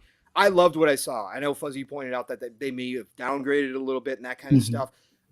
Maybe they did, but I guess the difference here, and what I'm really hearing from talking to a lot of people who were not happy with that showing, is that a lot of Rocksteady fans, a lot of Arkham fans, came in with expectations and have been so hyped to get a new Rocksteady game because it has been 8 years, that I think that the expectations of what they were going to see might have set this game up for failure. And I think it kind of started to, Umbra, you'll know for sure, and PTK Fuzzy, you guys were paying attention to when the leak happened and that one screenshot of the UI, and it obviously was a games as a service. The attitude towards this game took a dip right there. It dropped. Right? It dropped dramatically. There was already rumblings within, and again, our community is small. It's a small piece of the total pie, but I'm just talking from that perspective. You could hear some of the fans already starting to rumble like, oh no, this is not what we wanted at all. And then when they showed this off, and it was a great showing, I thought, great gameplay, showed off the uniqueness of every single character. Umbra, I heard you point out, well, it's guns all the time, but I thought their specials, you could tell who was on the screen at all times. And that's not easy to do a lot of the time. Like, you could tell each individual character from their special moves, from the way that they were moving, their movement throughout, the traversal throughout the city was different enough from each other that I thought they did a great job. So my expectations as a non-superhero fan these days, right? Somebody who comes from the old school, again, my X-Men days are well documented. I was an Uncanny X-Men guy, Spawn, back when Image first came out. That's when I was heavy into superheroes. And my love for superheroes have waned as I've gotten older. So I don't care anymore. Like, I'm not an MCU guy or nothing. So for me, I didn't come in with any expectations outside of the fact that this is Rocksteady, and Rocksteady hasn't missed yet. And while for sure I could probably agree with people saying that WB pushed them into a monetization kind of game, I can see that. I still have faith in Rocksteady. This isn't a Crystal Dynamics Avengers kind of situation. I feel like that Rocksteady is up to the task at still creating a superhero game because they've done it so well in the past with Arkham that even if it's a different style with a random team like Suicide Squad, again, not the most well-known characters outside of Harley, who's one of my favorites because I can fix her. So of course I love seeing her. I love seeing Harley. So I was already set up for that because I am a Harley fan. So I was like, okay, cool, Harley's in this. But even with all of that, I still have faith in Rocksteady producing a game that is going to be high quality, polished, and is going to be extremely fun at the end of the day. Now, again, all of that's subjective to everybody else. And if, again, you didn't see what you wanted to see out of a Rocksteady game, I hear you. Again, this is completely opposite of what they've been known to do in the past. So I can understand that, right? You didn't see the melee combat. You didn't see that Arkham dance, as Steele and I like to say, that combat system that they created, right? They were one of the forerunners of that combat system. And people didn't see that in this trailer. So I understand the disappointment. And if you're not a games as a service fan, I definitely hear you there. For me, it was speaking all my language. You're giving me a looter shooter from Rocksteady with verticality, with Harley Quinn in it, with customizable characters, with transmog out the gate so I can customize those characters how I want to. Like, you're speaking every part of my language. I am a looter shooter addict. I love looter shooters. Like, I was like, oh, this is even better than I thought. And I love the verticality. And I do agree, Crackdown was one of the first games that popped in my, it was actually the first game that popped in my head. And I think it has to do with that verticality and the jumping around, the movement. It definitely, the camera angle, as you know, from the third person over the shoulder, definitely gave me Crackdown feels. But that doesn't matter to me because I love Crackdown. So I was gonna say, right, I love Crackdown. When you said that, Umbra, I was like, that's not a bad thing for me. Though. Yeah, I enjoyed Crackdown. I loved it. So I think Crackdown has gotten like a bad rep. I do enjoy Crackdown typically. Yeah. I did even enjoy part 3, although I thought it could have been better. Yeah, But, for sure. For sure. And we know the problems behind that, right? So but I'm a Crackdown fan. But even outside of that, everything was just talking to me as a player. And this game went from middle of the road anticipation in 2023 towards the top now for me. Like, I'm like, again, it's coming out May 26th, day before my birthday. I got to see what's around it. If I'm deep in Starfield at that point, will it be day one? No.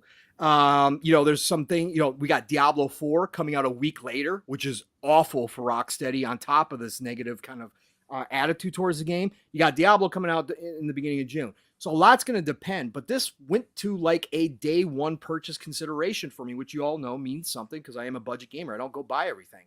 So for me, this is a great showing from Rocksteady. And I like games as a service games. It's an option to me, so I don't care.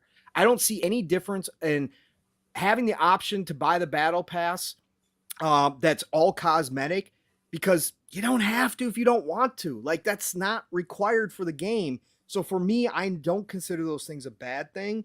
And again, I can hear the criticism of, well, Rocksteady probably didn't want to necessarily do a monetized game, but WB probably pushed them into that. Yeah, I can hear that. But guess what? If you're going to do one of those games, have your best studio do it. That's going to give the greatest chance of success. But throw co-op in on this as well. And I'm all about it. Like, I think that this really could surprise some people, and I think the environment that they showed off was the complete opposite, as you brought up, Umbra, as Arkham. But remember, you're hunting down each of the Justice League. Right. So I think when you get to Batman, do I think you're going to be in the open, sunny city? No. I think the environment is going to be completely different when you're hunting down Batman. That's true. Right. So I think it was a bad showing from that. And the last thing I'll say about Suicide Squad is the other thing that did grab me was the story. And again, I don't care about stories per se from my looter shooters. That doesn't matter to me. I have fun with looter shooters, whether they're terrible stories or whether they're great. But this being, again, a superhero game, which I don't care about either which way, the scene where Wonder Woman showed up, Diana showed up, and lassoed the Flash. Like, we had seen all this kind of goofiness because it's a Suicide Squad. We had seen all of this craziness because it's a Suicide Squad. But when she lassoed the Flash and then asked him to tell her the truth, and he had that maniacal kind of laugh, and then it went dead silent, and they had that whole scene where they're showing close up of her face, and finally he speaks and says, "You're gonna have to kill us all, Diana." Like, that told me right there, okay, this is a Rocksteady game. Like, Rocksteady knows what they're doing, and I think the story is not going to just be all goofy Suicide Squad stuff. I hope not. I think we're going to have a really good superhero story here with some dark twists and turns as well. That's what I'm looking forward to as well out of this game. So, yeah, again, overall, I thought the show was a 6.5. It felt like a filler show. It felt like, hey, Sony was sitting back like, hey, we got to give these guys something. We really got to push PSVR 2 because that's our main thing this year. So let's throw together a state of play and call up our third party friends and see what they got for us and just throw some of those in there as well. Oh, Yeah. Suicide Squad's ready to show. They can give us a big gameplay kind of breakdown. Cool. Let's do that. That'll be the big part of it. It just felt like that kind of show. It didn't feel like a well planned out, like, hey, this is something we've been sitting on for a while. No, this was kind of like just, hey, we got to do something for our fan base right now. So, Yeah. but again, I still gave it a 6.5 because there was stuff that interested me out of there. All right. Well, let me get to this super chat. My bad, Splendiferous. He did drop I believe it was a $2 super chat. He said Umber running his hand through gym draws with the 4 out of 10. So, Umber, that was to you, brother. So, Yeah, I yeah. saw it Shout out earlier. to Splendiferous for the super chat, brother. But yeah, man. We're gonna go ahead and move on. And we'll probably actually take some questions here since we're gonna go ahead and wrap things up. Actually, Fuzz, you gotta get your turn in. Did you get your topic in? Well, I was going to kind of do the state of play, but I'll make this real quick. Okay. Me being the Forza fan that I am, of course, there was a recent announcement for the second DLC for Forza Horizon 5. They're going with a kind of like a rally theme for the festival. So for a lot of people that may have been into like the dirt racing games prior to Dirt 5, because Dirt 5 was almost like they borrowed more from Forza Horizon than they did previous dirt games. It looks like Forza Horizon is going to be borrowing a little bit from Dirt. I mean, it's still going to be your Forza Horizon festival setup, but it's going to have more of a rally focus as far as the vehicles, the tuning of the vehicles. You're going to see more backfire and flames and crackle and pop from the exhaust and stuff like that. So there are going to be some things to the tuning, especially for turboed vehicles, which a lot of the rally vehicles you're going to want to go with a turbo just for the quickness of spooling up and getting it to a little bit better speed going through dirt and going over jumps and stuff. So all of those add-ons are going to help improve the overall performance quality for off-roading or off-road races. And there's going to be some pavement-based ones as well. They're also going to add some cosmetics to the cars as far as the like lighting and bumpers and some of the other tuning things that you can do for rally cars themselves. They've already had rally tires in the game prior, but for the most part, if you've ever been into like Sega Rally or Dirts 1 through 4, this is probably going to be a nice twist for you. Now, for me, I'll have to be perfectly honest. I was a little bit underwhelmed, and the only reason why I'll say that is because you could do rally style racing prior to this expansion, but they are going to go a little bit more in depth as far as the detail of the what makes a car or a buggy a more of a rally based vehicle, and things like Baja Racing where you have almost like a co-pilot setup where they'll go through the directions as far as like the upcoming turns and things like that. So this is definitely a step up from what you could do prior as far as rally is concerned, but hoping the previous rumors of drag racing where maybe street racing would be a better focus or a bigger focus. That's where I was kind of leaning, but this is a pleasant surprise. Won't completely crap on it until I get my hands on it. But I would say as somebody that loves rally vehicles in general or building rally monsters or what I used to call battle vehicles, where basically you turn any vehicle into a fast vehicle that can go on and off road, is the way I usually play Forza Horizon anyway, just for the fact that you can do shortcuts on some tracks and things like that. But overall, for anyone that's into rally racing, this is definitely DLC to worth picking up. If you already have the expansion where you have Hot Wheels and like the additional car pass, you should already have this as included in that previous add-on purchase. If you didn't do any of the DLC prior, Hot Wheels just wasn't the thing for you, and rally cars or off-road racing with buggies and things like that is more your bag, this is definitely worth the pickup. But in the grand scheme of things, you could probably pick up the add-on for about the same price as just buying one of the DLCs at this point.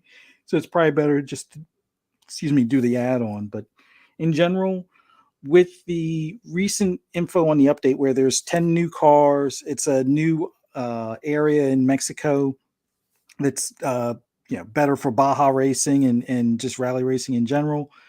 Will any of you guys dive back into Forza Horizon 5? I know I'm probably one of the few here on the panel that's really into racing, but I'll start with you, Umbra. Have you been playing Forza Horizon 5 lately, or is this something that might interest you to hop back into Forza Horizon? Man, Fuzzy, I fell off so hard with Forza Horizon, and I love Forza Horizon 5, by the way. I still think 3 is the pinnacle of that series, but I have loved it. I would say Doom Cutie off of the Xbox Infinite podcast with us is the de facto Forza lover. So I'm pretty sure she'll be on it. I do want to get in with it and try this out. Sierra Nueva, like you said, 10 new cars and stuff like that. You know, the only thing for me is after Hot Wheels to me, I think is the best expansion Forza Horizon does every time. We've had it, 3 times now? Three times? Two times, yeah. Yeah, and it works every time really well for it because it's more of an arcade style racer. I love it as far as that goes. So this right here is I'm a little less hyped for this compared. I feel like if this would have come first and then the Hot Wheels situation, I probably would have been more hyped because it would have built to that. This feels kind of like a downturn more so than a hype up. And I actually expected them to kind of go with Lego or something like that since they've done that before. And but I also kind of think, what else can you do? I don't know. Like maybe it feels like the wheel is run dry a bit sometimes. So like, what else can you do in races? And the only other aspect I think you can kind of go is fantasy, but you already covered that with the Hot Wheels part. Yeah. So, and then I'm not a big on drag, like not drag, but like drifting. I wish I was better at it, but I'm really not. So stuff like that might be an issue. But it being off-road and stuff like that, some of the most fun races inside of Forza are off-road. So this could turn out to be really, really good. I will say this, just looking at it again, man, Forza, that engine. Like I had my doubts about what they might do with Fable using this engine. But, we don't need it. You can tuck those away. Yeah, you can tuck it away because this engine is gorgeous. My only worry is still like how they use it, how it work with combat and things of that nature. I'm a ultimate, Unreal Engine thought, so I would have preferred Unreal Engine. But man, this game is gorgeous. Every time I look at it, I'm like, how can you dare compare GT7 to this? But anyway, now I'm going to get into the shade, but just saying I'm not exactly hyped for it, but I will absolutely get into it. The problem is we're in 2023, a new golden age in gaming. It's like, when am I going to get the time, so now I have to start scheduling time, like, okay, I'll put in an hour here or 30 minutes here. It's like, it's tough. That's the biggest issue right now, because so many games are going to be put into the backlog. It's unfortunate, and this might kind of fall to the wayside for me just because I've played my field of racing for now. But I tell you what, if you send me an invite or something, Fuzzy, I got you. Awesome. But I will cheat though, so beware that I'm going to run into the back of your car and try to push you off road. So I'm not a clean racer at all, so that's fine. Now just in case you want to give drifting a try, because drifting is one of the harder arts to kind of master. A little bit of a cheat code for everyone that's listening: go to manual transmission. If you're doing automatic transmission, it's a lot tougher. Do manual. Be able to get to third gear or fourth gear. Most cars in third gear or fourth gear will be at that perfect RPM range and amount of speed where you can do a lot more. You'll have a lot more control going through the turns. So you'll be able to get the wheel speed, the engine RPMs will be up, and you'll have the control that you need to kind of adjust as you're going around the turn, so you don't have to worry about hitting other cars and whatnot. So manual transmission, third or fourth gear, those are like a big plus. Try rear wheel drive, front engine setups first. If those still spin out for you too much, go with all-wheel drive, and those are probably the easier ways to kind of ease into drifting. And then from there, you'll find a whole new love of drifting in games. But that for Forza, that's like kind of like the cheat code that for me, for the longest time, I would see I could do fairly well, and then I would see like Lethal Papa and a few others. It's like, how the heck did you double like what the normal score? And he was like, oh yeah, I just do. And I think Shansu was another one that's the mod in chat. He was like, yeah, just do manual transmission. That's the way to do it. And ever since then, it's like, yep, they're right. So shout out to Shansu. I even tried and that. Papa, but yeah. I even Manual tried doing it with manual though. It was like, I was like, okay. Next thing you know, the car is in the wrong gear. Like, man, look, I'm just trying to get through this course and earn this thing. I don't know. I gotta get good, man. Yeah. So, Paul, any chances of you hopping into Forza Horizon? I know you're a big car fan, probably more so on the motorsport end of things as opposed to Horizon, but given rallying, I don't know how much of a fan you are of rallying or like the previous Dirt series. Does this new expansion have your name on it by chance? Yeah, I'll be re-downloading Horizon to try this one out for sure. I don't know how much time I'm going to spend into it, but I always do this with Horizon. I'm equally parts Horizon and Motorsport. I have talked about this a couple of times. I am one of the people that are kind of in the mood right now for a new Motorsport because it's been so long. So my mind is kind of like, now that we've seen it, right, and we know it's coming at some point this year, I'm kind of in that motorsport mode right now. And so was this a little lackluster for me? Yes, it was. It was a little underwhelming. I was hoping they were going to try something completely different, go in a different direction. But I understand why they did this. And I do think that they're still taking their time. Again, Playground is one of the top devs out there. So I think they're taking their time and they are adding more flair to it. You know, they've gone back with the, you know, and redoing the track deformation, adding some of that stuff, which is important. Obviously, when you're rally racing, that's a big part of it. I love the chase copter where your co-driver is seated.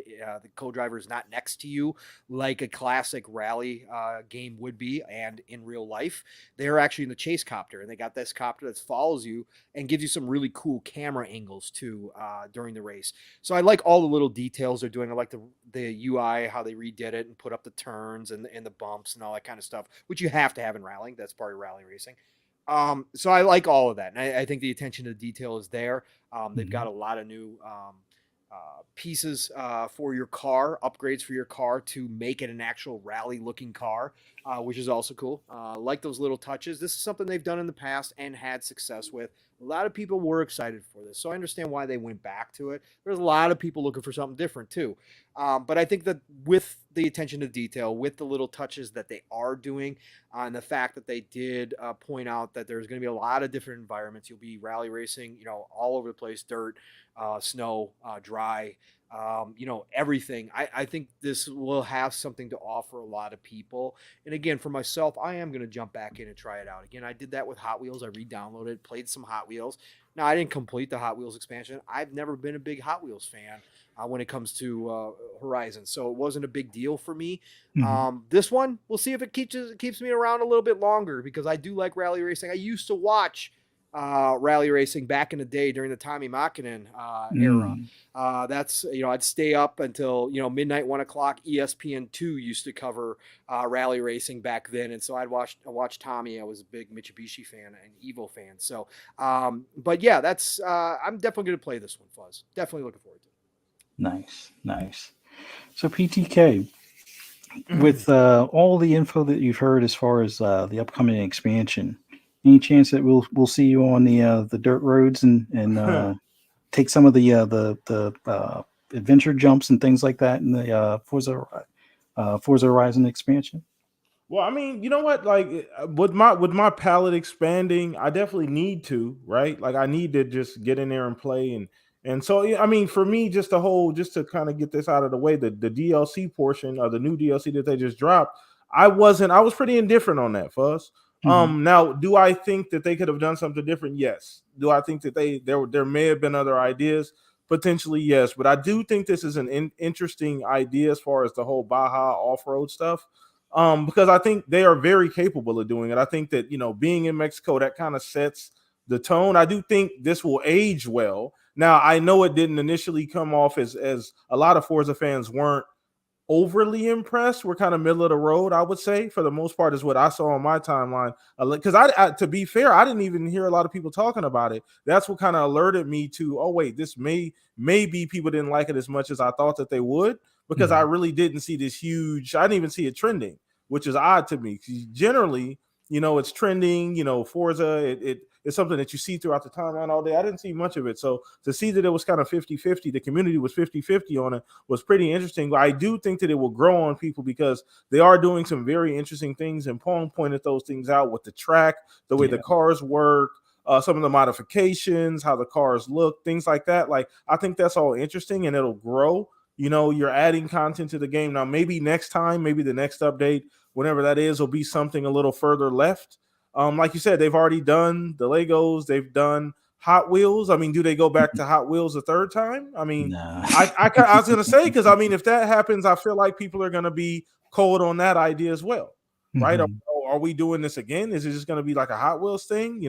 Maybe they can do something completely different. Who knows? So I'm pretty indifferent on it. I mean, did it entice me to play the game? Probably not, to be honest with you.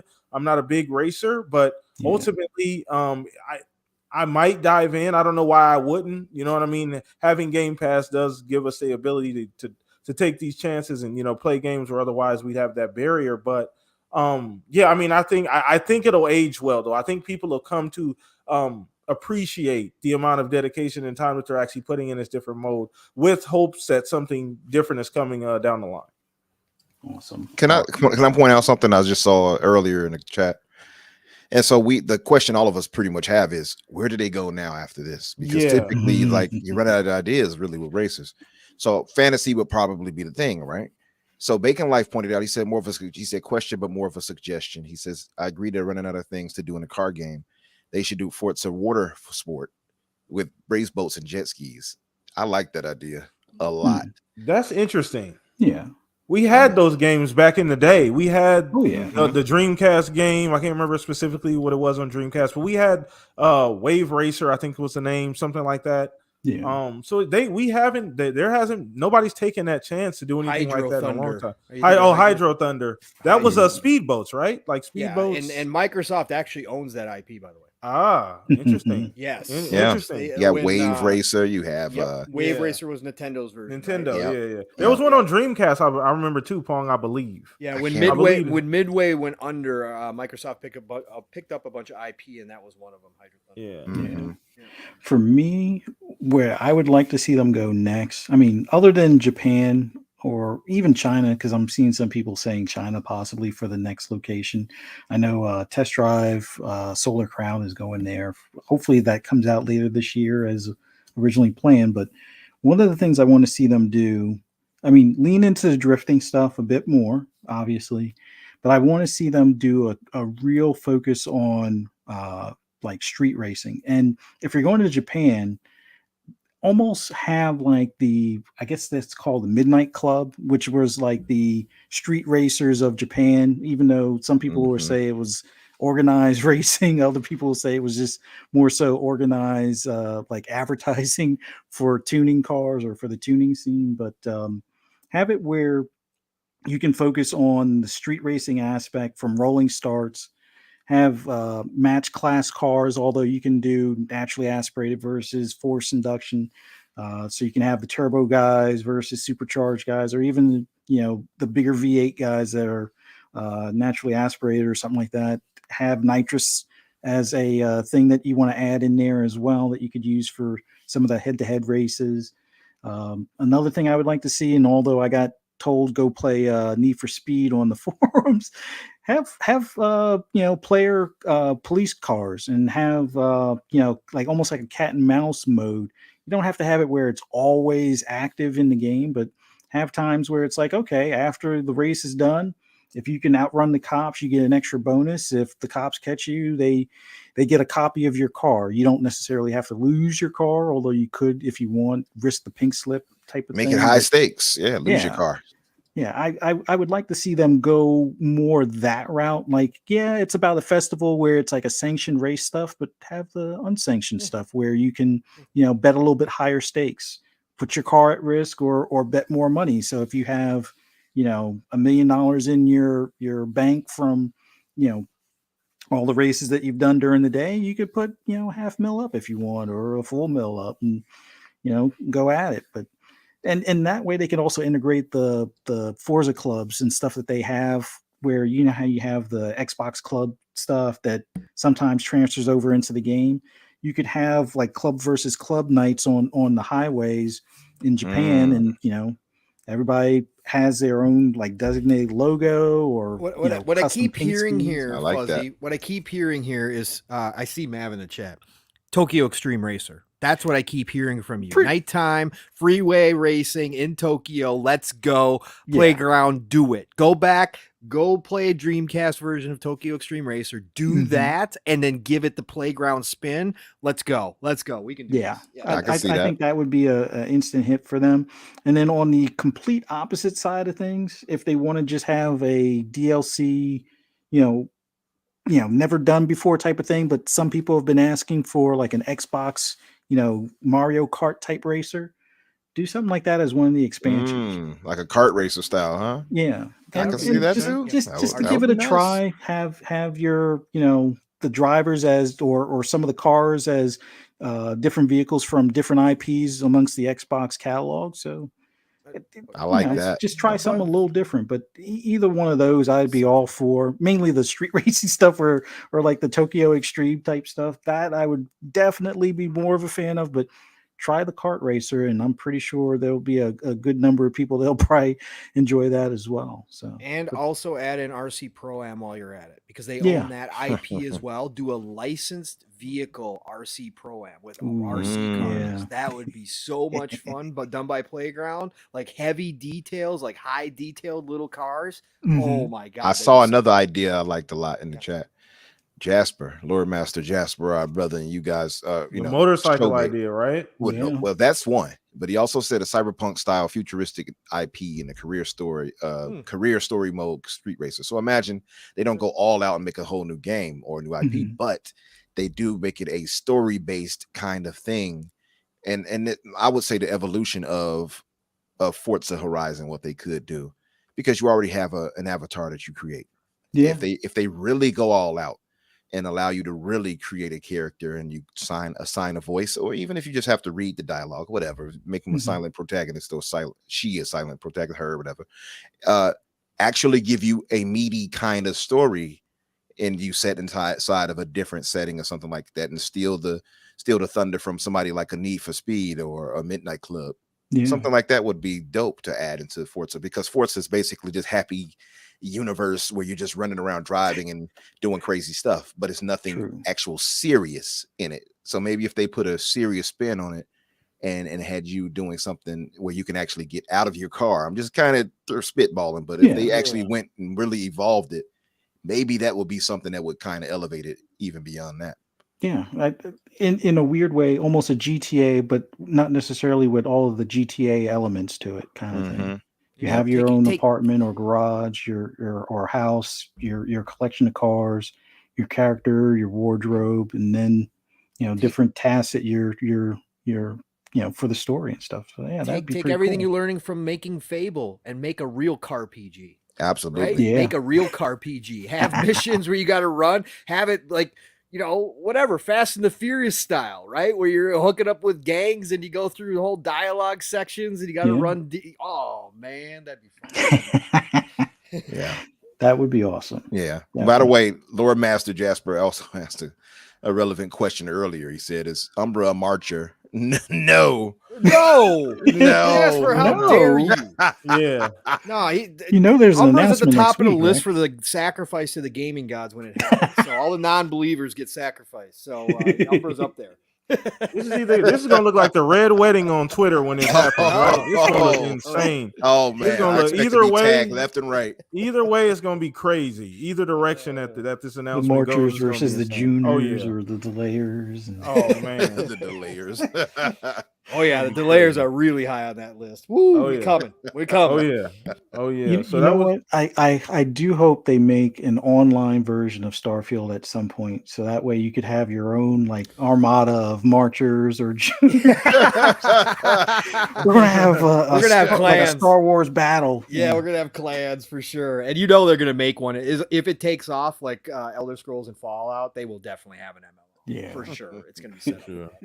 Awesome. Well, I think we're going to go ahead and wrap up the show on that note. That was a phenomenal topic for us and a great way to end the show, man. It's been a phenomenal Saturday evening. Everybody hanging out with us, everybody in chat. You guys have been amazing. Everybody that will be watching this later on the replay, shout out to you guys. You guys are amazing as well. Once again, hit the like button, subscribe on your way out. If you want to become a member and get some cool emotes, some cool badges, I just dropped a bunch of new badges, bunch of new emotes. So if you want to support in that way, go ahead and join as a member as well. I appreciate everyone's support, all of the super chats, just showing up. You guys are amazing. But before we get out of here officially, let me go ahead and go around the panel here. We'll start with our phenomenal guest, Mr. Umbra, hanging out with us, man. We appreciate you hanging out. I do specifically appreciate you joining us this evening, man, spending a little bit of time with us. Let everybody know where they can find you, where they can keep up with you at. Oh man, the pleasure was all mine, Blam. Sharing the stage with you three excellent gentlemen. Always open to that. Yeah, thanks for having me. You're not trapped in here. I'm not trapped in here with you. You're trapped in here with me. No, right? No, thank you guys. And I told you I love the way you guys formatted where you switch up and everybody has their own specific topic they bring to it. I'm trying to glean all of that from different podcasts that I do and ideas of how I want to kind of differentiate with my show that I have coming up. So you all might notice in the chat, and maybe you all too, like the difference in my my logo now. It's like black and red and shimmery and shining and nice looking and dressed up. So I did that to kind of I suppose get my brand, if you will, recognition as far as what I'm trying to do. So on my Twitter page, which is Infinite Umbra or Umbra Infinite, and Shunsu, thank you very much who tagged me there. You put the Twitter Shout account out to there. Shunsu. Thank Very you, good, very nice, very good. My upcoming podcast that I'm working on is called The Fix, and those who share a chat with us with Boom's podcast, for instance, may have seen me post the intro video I have done, work done by our good brother Wondering Dutch. So it's dope. It's looking great. He's putting the 4K finishing touches on it, and I'm this close to getting right there to launch it off. To call it The Fix. And I do hope that you all give me a chance to hopefully come by to spend some time with us. I'm open to bringing everybody and anybody through from the community, as long as you have a quality mic and you can talk that talk. That's my thing. And of course, just to say this to close out, you all can find me, of course, on Boom's Xbox Factor podcast on Tuesdays and the Xbox Infinite podcast on Fridays, 7:00 Eastern for that one, 12 for Boom's Eastern. And yeah, that's it, man. And I'm about to get back to some Uno Reversio Pong in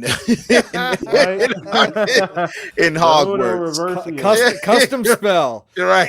Wait, I heard something real quick here, Umbra. I heard that you weren't even looking forward to Hogwarts at one time. Was not. Is that true? It's true. Boy. I was now like, you're speaking crazy languages and stuff. Look at you. Now I'm doing ancient magic and Avada Kedavering people to death. Yeah, man. I was lukewarm on it at first. I'm like, I didn't hate Harry Potter, their world or anything. So my sister dragged me to do those. And right. But man, I was actually blown away. We talked about it earlier. We mentioned it. It's like coming from what they made to this. I did not expect it to be this grand. And right now, it's my game of the year so far. So just want to say, and thank you, by the way, Mav. I see what you posted. Thank you, brother. And Talos Revelio Umbra. yeah. See, Boba he killed 14 people already with the vibe. Crazy. But thank you guys for having me again. I appreciate you. Not a problem, man. And you're always welcome here at the Shop Podcast, man. So anytime I hit you up, just be on the lookout for it. I might throw that bat signal up any week, brother. But thank you for spending a little time coming to hang out with us, taking your time in your evening to kick it here with the Shop Podcast, man. Thank you so much, bro. And we'll see you back soon for sure. Let us know, Chad. You guys, I'm sure you guys want Umbra back for sure. I already know. So let's go ahead and throw this over to my two right-hand men here. I'll start with you, Pong. Another phenomenal week, another phenomenal show in the books, brother. Where can everybody find you, brother? Yeah, absolutely. What a great night. And Umbra, yes, good luck to you, sir, on your podcast. And you are going to do fantastic with it, of course. Thank you, brother. Have the voice. As long as you don't sing a whole lot, and as long as you control your ego, you'll be all good, brother. You'll be all good, okay? My opening one will be me singing my butt off.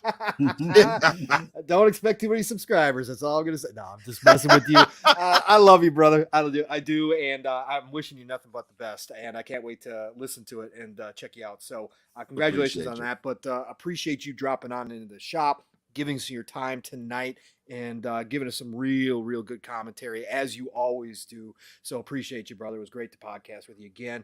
PTK Blam Fuzzy, great night, man. You guys, you know the drill, brothers. This is the best place for me. Sorry I was late. I had to squeeze in here, but it is the best way to end my weekend. I absolutely love being here with you too. So thanks again, both of you, for another great show. And chat, you guys were absolutely incredible as always. All love and respect to the chat, because again, without you, we are not doing anything but sitting around BSing between each other. That's it. So thank you for joining us and listening in tonight. Otherwise, you find me, Pong Soul Xbox Pong Soul on Twitter. You all know that drill by now. And of course, next week, Xbox Factor podcast. Boom is about to hit 12K. So if you're not subscribed to Double Barrel Gaming, please go help that man out. One of the greatest human beings we have in this community, who's helped a lot of us start out our podcasting careers, gives people a chance, and is extremely generous with his time and his resources. Both him and Mrs. Boom are both wonderful people. So please go help him out. But every Tuesday, it's All Good Things Green, Xbox Factor podcast, 12 p.m. Eastern, 11 o'clock Central Time. Whether I'm there or not, doesn't matter. He always has a great panel there every Tuesday, so join in the fun. And then, of course, Thursdays, it's PM in the PM Pong and Mav in the PM over on Fun Speculations channel. Mav, who is in the chat right now, my brother from another, we have a two-man show, unless we have a guest, where him and I catch up on the week and talk a lot of nonsense, but a lot of great gaming talk as well. 7 p.m. Eastern, 6 o'clock Central Time. If you didn't check out this week's episode, we had a good one. Go do so, please. And then, of course, Friday nights, it's back over on Fun Speculations channel for Xbox Ultimate. And we always have a great time there. Up, down, left, right, all around. But, man, we laugh. But we also talk a lot of gaming. We had a surprise guest roll on in last night. Gaming Forte joined us. Yeah, shout out to Forte, man. Yeah, I hadn't had a chance to podcast with that man a long time. God, it was great to have him in there.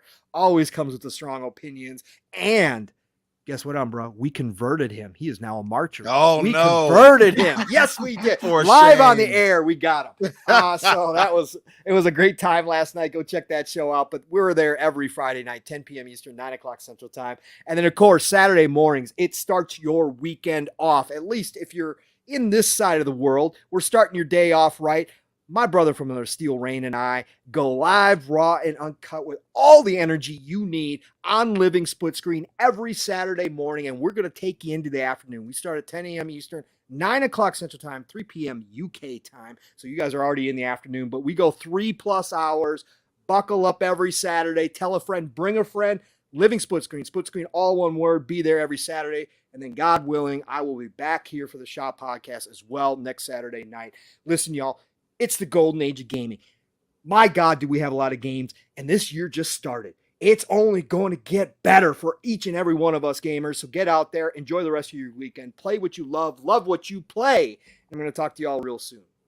Appreciate you, man. Thank you so much, Pong. Always coming through, man. Shout out to all the marchers, the delayers, whatever club or cult you're a part of, man. You welcome here at the Shop Podcast. Shout out to 3-Bit, fellow marcher in chat as well, too. But, man, thank you so much, Pong. Always being here, Mr. Consistent, man. Thank you so much.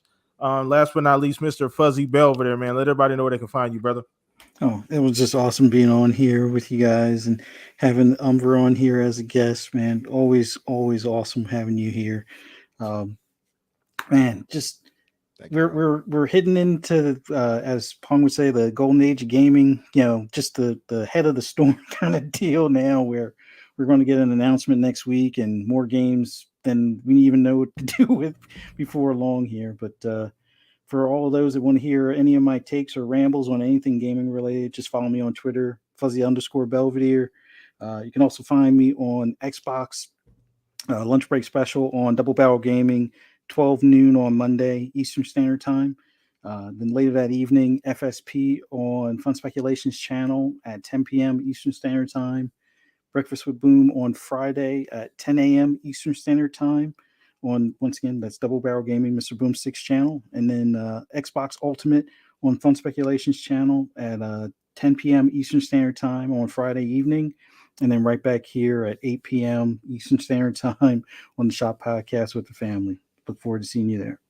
Awesome, man. Thank you so much, Fuzz. Every single week, man, bringing that smoothness, man, to the Shop Podcast. But once again, you guys know what to do. Follow all these amazing gentlemen, our guests here. Please, all of the information is down in the description. Do yourself a favor. The easiest way to keep up with all of us is going to be Twitter, more than likely. But all of that information is down in the description. Go check that out. And once again, your boy, PTK Blam, the host of the Shop Podcast. Once again, check us out next week. Same time, same place. More than likely a new guest, reaching out to some different people recently as well. If you want to see somebody in particular here as a guest, hit me up. DMs are always open. Hit me up on Twitter. Throw them out there. I generally reach out. So, DMs are always open. But I appreciate you guys coming out, hanging out with us. Enjoy the show and the replay, everybody watching it later. More shorts coming as well. So look out for the YouTube shorts. Just diving into those. They're pretty fun. So I'm going to be doing those for a lot of different things here at the Shop Podcast. But peace out, everybody. Enjoy the rest of your night. We are out of here. Starfield news next week. Let's go. Yep.